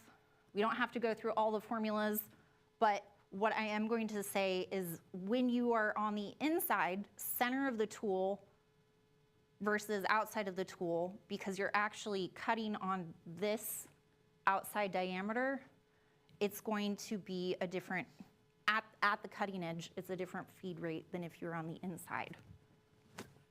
So for this, the following equations define the relationship between feed rates and the cutting edge and the tool center line.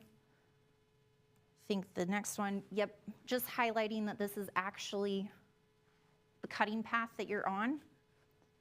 And trying to think, yep, so the feed rate when you are inside needs to be reduced because you're at the center of the tool. It's smaller, so it's actually traveling slower as it goes around. And then if you are on an external thread, which is the next one here, the feed rate must be increased because the center of your tool is actually in a smaller diameter. Oop. Again, center of your tool versus where you're actually taking the cut. Next one, we're going to talk about lead in and lead out because this is really important when you're using thread mills. So these ones has some cool animations just showing different styles, and then we can go into which one you would use and why. So that's just coming in normal, and then you are going around. But an alternative method, which is what we recommend, is that you arc in, you do your full 360, and then you arc out.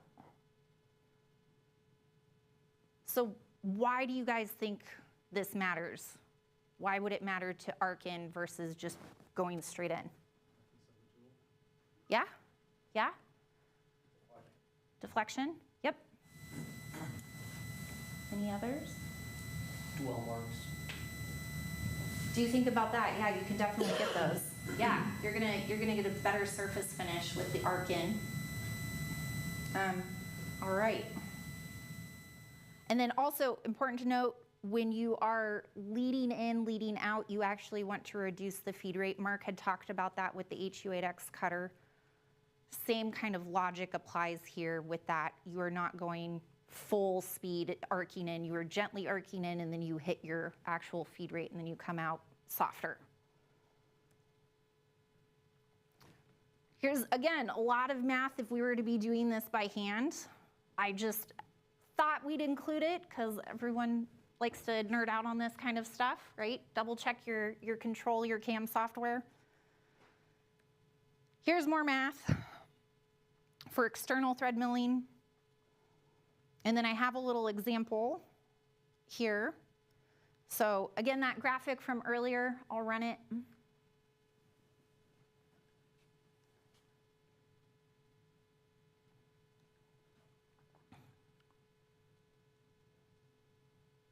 So what I want to highlight here,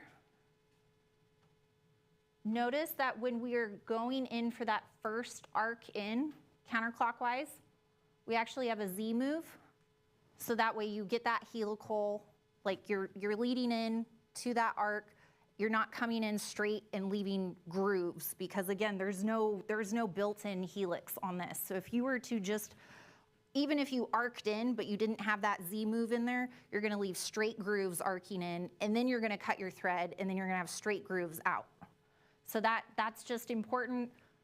Software is awesome at having that, but these are things that you would want to also just like verify, check, and know that is proper implementation of a thread mill. All right, carbide and coatings. So this is for the solid carbide, our KCU33, it's a PVD coating. And then we don't actually have the KC620, but we have the 610 and the 635, and these are the different coatings. So if you're living in the world of like titanium, this would be a good one. And then this one is a little more, it's a little tougher, a little more general. But thought I'd include that. And then troubleshooting. So I got this from the catalog. I like that they actually have pictures for this, but this is something to think about, especially if you are getting threads that look like this with chatter. So you would start asking yourself, what am I doing? Am I taking a big enough bite? Am I feeding too fast? Do I need to do a few passes? It might be a coarse thread, or the material itself doesn't want you to do all in one go. So these are just things to think about when you're using thread mills. And then on to thread milling software. So I will run through an example with you guys. But to find it on the website, and I'll walk through this again, resources across the top banner at thekennametal.com, software and integrations. You're not going to see it listed in that menu, but if you actually click software and integrations, it's going to take you to this page with Fusion, SolidCam, Novo, and threading software. When we go in, we have thread milling. So can I get your help going onto the website?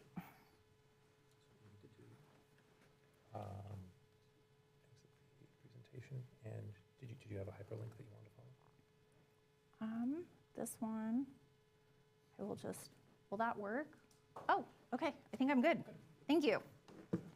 Okay. So I'll walk you through it because I thought this was pretty cool when I was poking around in it earlier this week. So again, resources at the top.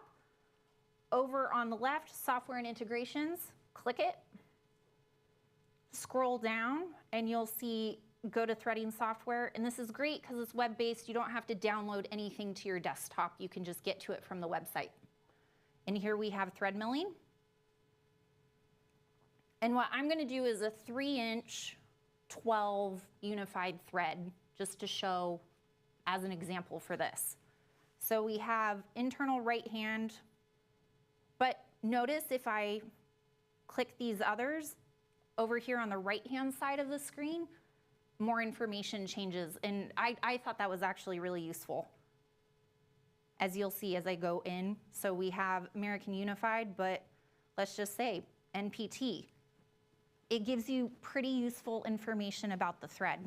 I like that because sometimes it can be a little overwhelming finding thread information online or even in this handbook. There's a lot of it. So Kennametal makes it easy and gives you really concise information just right here at your fingertips. Pitch, I am going to do a 12. And notice on the side, it's already populating with information about that thread. And this one is a regular thread that you would find out in the wild. And again, you see more information over here on the right-hand side about your thread. Just gonna do 750. And then for a material group, titanium. All right, so it took me into this list of cutters and inserts, which is actually really nice that this is right here. You go in and you tell them what thread and it's giving you all of this stuff. And what I think is super cool, look at this, it's gonna tell you the diameter of that cutting tool. So if you already know how big that hole is that you need to thread, here it's really easy to sift through that information. You already have your cutter diameters, makes it really easy. So I am going to click this one because I already started working on it. So yes, with a pre-drilled hole, just press enter. Climb cut. You could do conventional and it shows you the difference between the two. This was also pretty awesome. I was talking with Brian earlier about this. So continuous, looks just like a helix. It would just keep cutting, but let's say you were doing, instead of a 750 tall thread, you were doing like, I don't know, a 3-inch tall thread, but your cutter is only 1 inch long. You would have the option of breaking up that tool path so that you've already cut 1 inch of threads. Now you can move up, cut the next inch, move up, cut the next inch, instead of wasting cycle time going all the way around. Because then you're single pointing almost at that point. It's like you've lost the productivity of that thread mill with multiple flutes or multiple teeth. So I'm gonna do continuous because this is a smaller cutter, or it's 750 and the insert length was 900. And you have options of 1 or 2 with percent or multi. I'm gonna do multi. It knows the cutter already has that, has 5 inserts. I'll just press enter. And the KC610M is the grade that I want for titanium. But here, look, it starts giving you a lot of information about cutting speed, all of that. I thought that was just great that it's right there on the side. Recommended feed rate, 1 9/10. I'm just gonna round it up to 2. Tool entry, so again, recommended, and it's doing an arc by default, that your entry is 30% of the feed.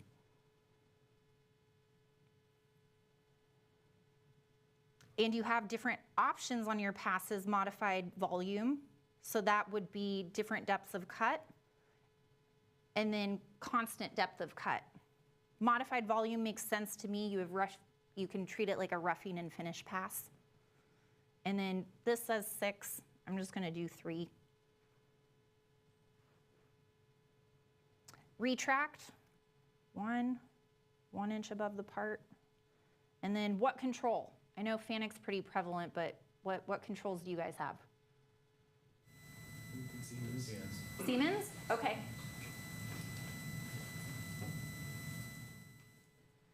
And then peripheral or tool center. I like peripheral, especially when you're looking at the eyes, because then in a G3, you can actually, you know your radius. It just is easier math in my head for this. And then I'll say it's number 3. Cycle time is 3 minutes, 36 seconds. So I'm gonna open this in a new window so we can scroll through it, but it has all this information about the application, the thread, tooling, machining, your tool body, the insert, the operation, calculations, And then down here at the bottom, we see a program. And this, they do it in incremental, and that to me, it makes sense for incremental to be spit out for this, because then you could copy and paste it into your program. Kennametal doesn't actually have to know what part you're making, but we give you cutting information that you can then put into your programs or verify your own program. So yeah, this was the software that I wanted to show you guys, and so that sums up what I was presenting. Any questions? I noticed that it says your pre-drill diameter is bigger than your minor diameter. So I was thinking about that, but go ahead, because I've noticed that too. Part of my question is, can these tools form the minor diameter? Like if you were making a part and it had undersized holes you were using to hold the part down, didn't really know their location within maybe 5 or 10 thou, can you use these thread mills to generate the entire thread? Yep, you can. So The amount that you can leave in the hole available on your website? Oh, you're thinking like percentage of thread form left after you how much mill it? undersized can it be? How much can it handle? How far off could it be location-wise? I mean, because otherwise, if I'm like what I'm thinking, I got to run a boring end mill through there to locate the hole, and now I got to make a thread. Yeah. But if I'm already close enough to where I need to be, can I just run the thread mill? How much can it handle?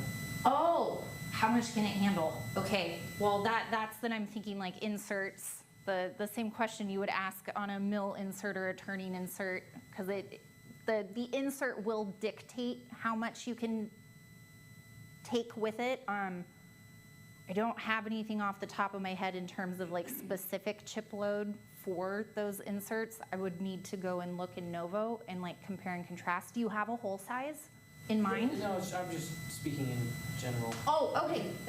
Generally, I would use a boring end mill and open the hole up. Yes, you could, so that way you're not doing like the minor diameter, cutting the minor diameter with the thread mill. Yeah, you could do that.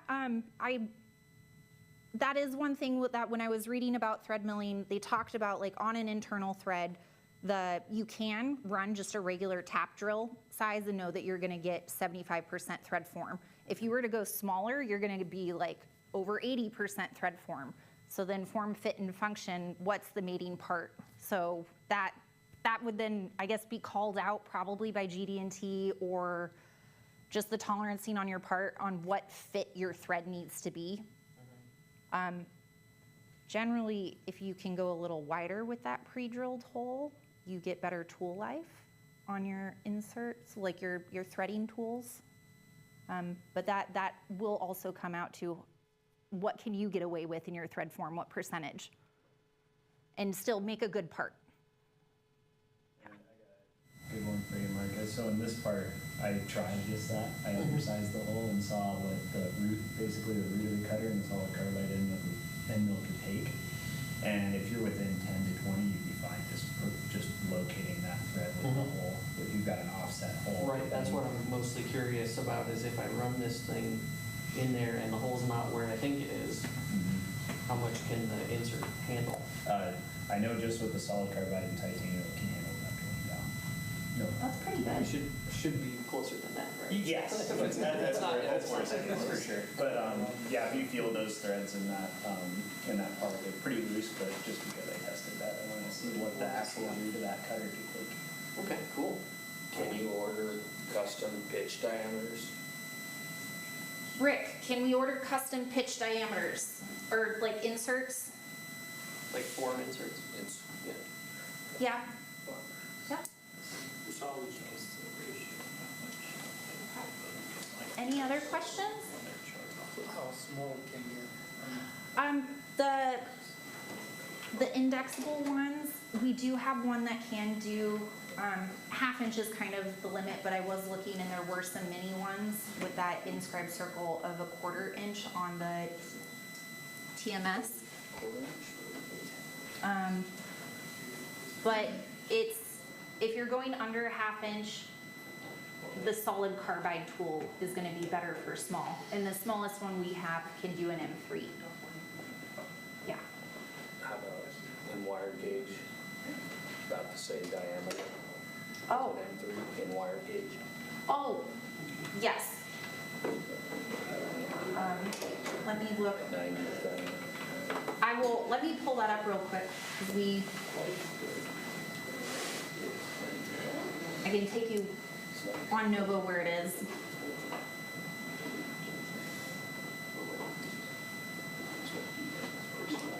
So I went to search and then threading, thread milling. Solid carbide is our TM711. And that small one, I'm gonna click it so that we can see the full product page.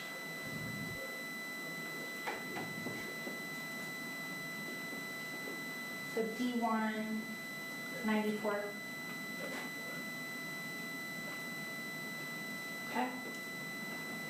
All right. Well, thank you, gentlemen. Thank you very much. All right.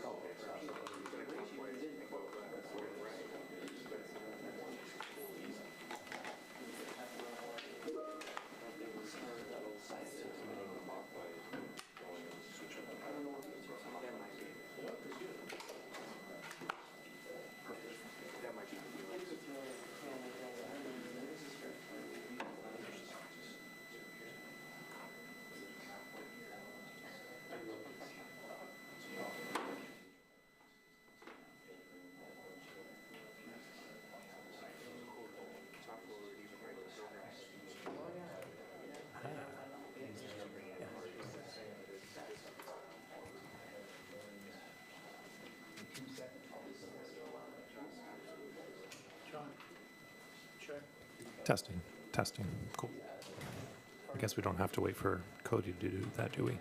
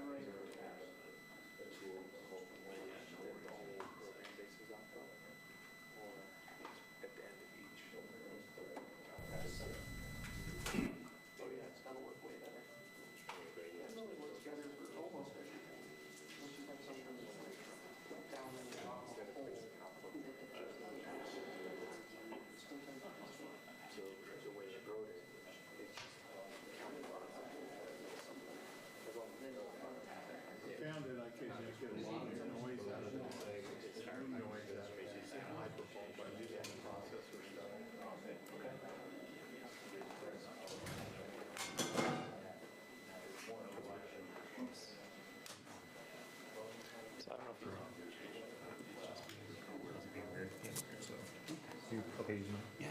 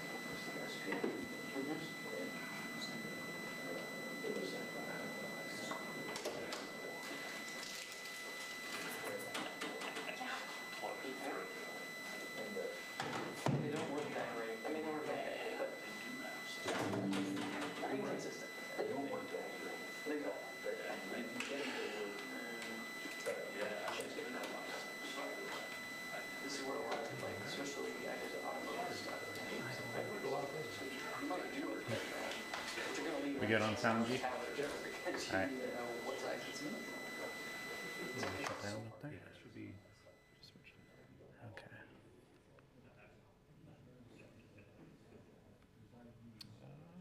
Yeah.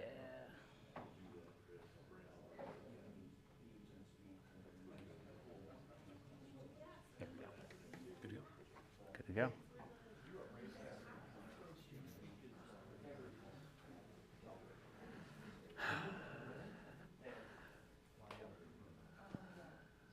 It's trying. All right. All right, how's it going, everybody? Just wanted to say hi. How much time do we have before lunch? Probably 15 minutes. Okay, sounds good. Hi, everybody. My name's Cody Apple. Just a little bit about myself. I'm the machining solutions researcher here on site. So anything that has to do with machining, machining-related research, I'm the person who gets it all done. My background, I spent 9 years at the Boeing company as a machinist, programmer, cutting tool designer, cutting tool specialist. I've been machining more than half my life now. NC machines mainly, a lot of manuals too though, but made everything from crazy large complex aerospace parts to mountain bike parts to gun componentry to now in my role here machining on some crazy exotic materials that are really fun to machine. Give me 1 second. So what we're going to talk about is this football. So basically, I'm just going to set the stage for what we're going to talk about this afternoon. So what we have here is we've got a solid block of Ti 6AL4V grade 5 aerospace titanium. See a lot of colleagues of mine from my prior life here. I know all you know how to machine titanium fairly well. But what we're going to do really is we're going to do a 2-op procedure here. We'll take this and machine it down, rough out all of the ID, rough out most of the OD from the inside perspective. So I've got an example here. And what we'll do is we'll take a fixture plate that I made and we'll just bolt it right on top and torque these down. This is pinned, so you've got 2 locating pins and then you've got 4 thread milled holes that are helping locate this part as well as these counter bores that we'll be using later to press magnets into, but they're also a locating feature on this part. So we'll take this after we finish machined the first half of the half, rotate it on its back. I didn't get a picture of what the actual stock looked like. This is my first go at it. By the way, this is aluminum if you didn't notice. But flip this, you'll get this entire rough profile on the opposite end. And we'll get it down to something that looks like this, or close to, relatively speaking. So once we get to this point, run a finishing program. The finishing program's relatively quick. So really to finish to this standard, it only takes about 15 minutes. We're moving at about 11 to 1,200 surface feet, running about 168 inches a minute with a 15 flute, 3/4 inch, 120 rad bull end mill.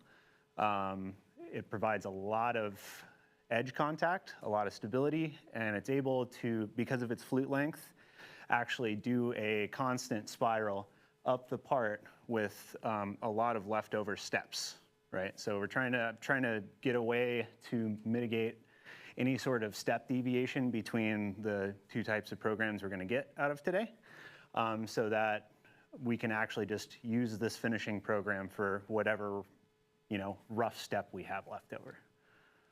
Any questions on this actual setup?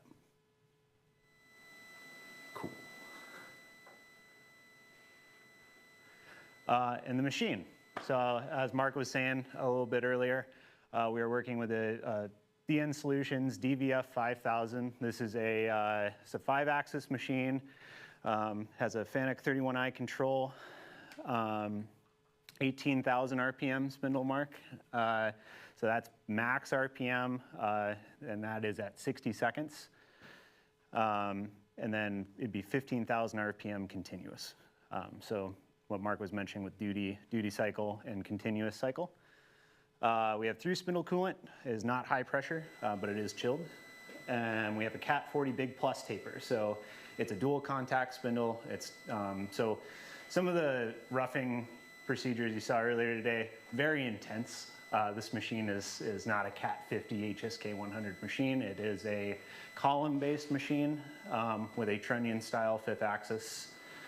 So if you know anything about column machines, they're not like bridge-style machines. They're a little bit less stable, a little bit more made for high-precision cutting instead of heavy roughing. I'm not saying it can't rough. I'm just saying it can't rough as hard as a full bridge machine. Yeah, and so and what you saw in the last one, we're going to use that Kurt vise as our fixture, just making it easy to change over parts quickly. So techniques I've used to kind of keep it production-esque is just setting my work offsets, knowing what our sizes are of our block, keeping it uniform, and then literally just using stoppers off the side of the vise in order to appropriately seat your material in there.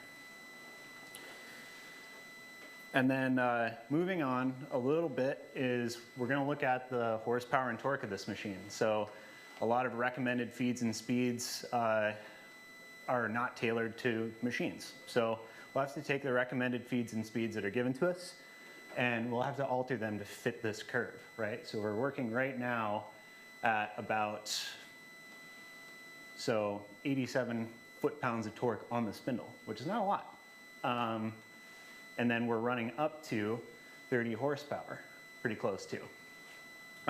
So what you think about here is, what cutter choice can I make? What kind of cutters can pull, these torque values and not go above them, while still retaining a good horsepower use? So what we're trying to do is we're working in this area right here.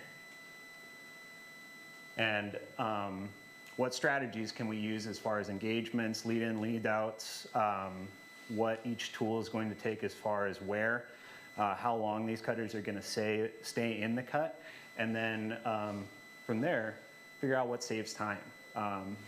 We've heard a lot of strategies today, heard a lot about time saving, speed, efficiency. So we're going to want to take those into consideration when we're building our structure of our programs. How much material do I remove? I don't have the exact value, but we are going from this brick down to this brick. So it's quite a bit of material, and it can be removed fairly quickly on this machine, considering our RPM is so high. So from here, we want to think of how do we calculate our feeds and speeds into this zone. So using a little bit of Vermees's knowledge from earlier, I don't know if he chatted about you with this at all. I wasn't able to attend his session. But we're going to start with material removal rate in cubic inches per minute. And we're going to use that to find horsepower. Our K factor, who knows what K factors are for materials? Fun. So K factors are machinability factors that are used in these calculations to basically relate the material and a density factor to your machining. So let's say you're running in aluminum, right? Your K factor goes up, as will your MRR, right? Because you're removing a more porous, less dense material. The more dense you get, the lower this K value goes. And that is very important in calculating for your machine.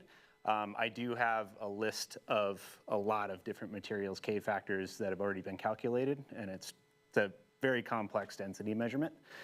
But we will find our MRR from our feeds and speeds that we're getting, our depth of cut, width of cut, inches per minute, and we'll calculate how much horsepower are we drawing.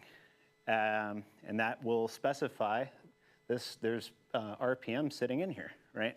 So that'll specify where on this line we're going to be and where we're going to be as far as this horsepower line goes. at a certain RPM. And then torque, we're going to use our horsepower. So we're going to use our horsepower to define torque. This number comes from that magical 33,000 number. I've just condensed it in to a little bit better equation that where we can divide by RPM instead of using SFM as a baseline. I can get the other one as well and get it up here. But then we're just going to define that where we're going to be in that same cut. So that same RPM, how much horsepower and how much torque we're going to draw, right? So it'll give us a defining point. If that defining point lies within here, we're doing great. If it lies anywhere out here or way up here, we've got to dial it down. And we want to stay, like Mark said, we don't want to be peaking this machine constantly. You're going to run into two major issues. Your motor's going to heat up, and first thing you'll find out is you're going to shake the crap out of the machine. You'll actually find a lot more vibrations before you reach the limitations of the machine. It's a really good indicator that you're taxing it. Any questions at all? Sweet, this is easy.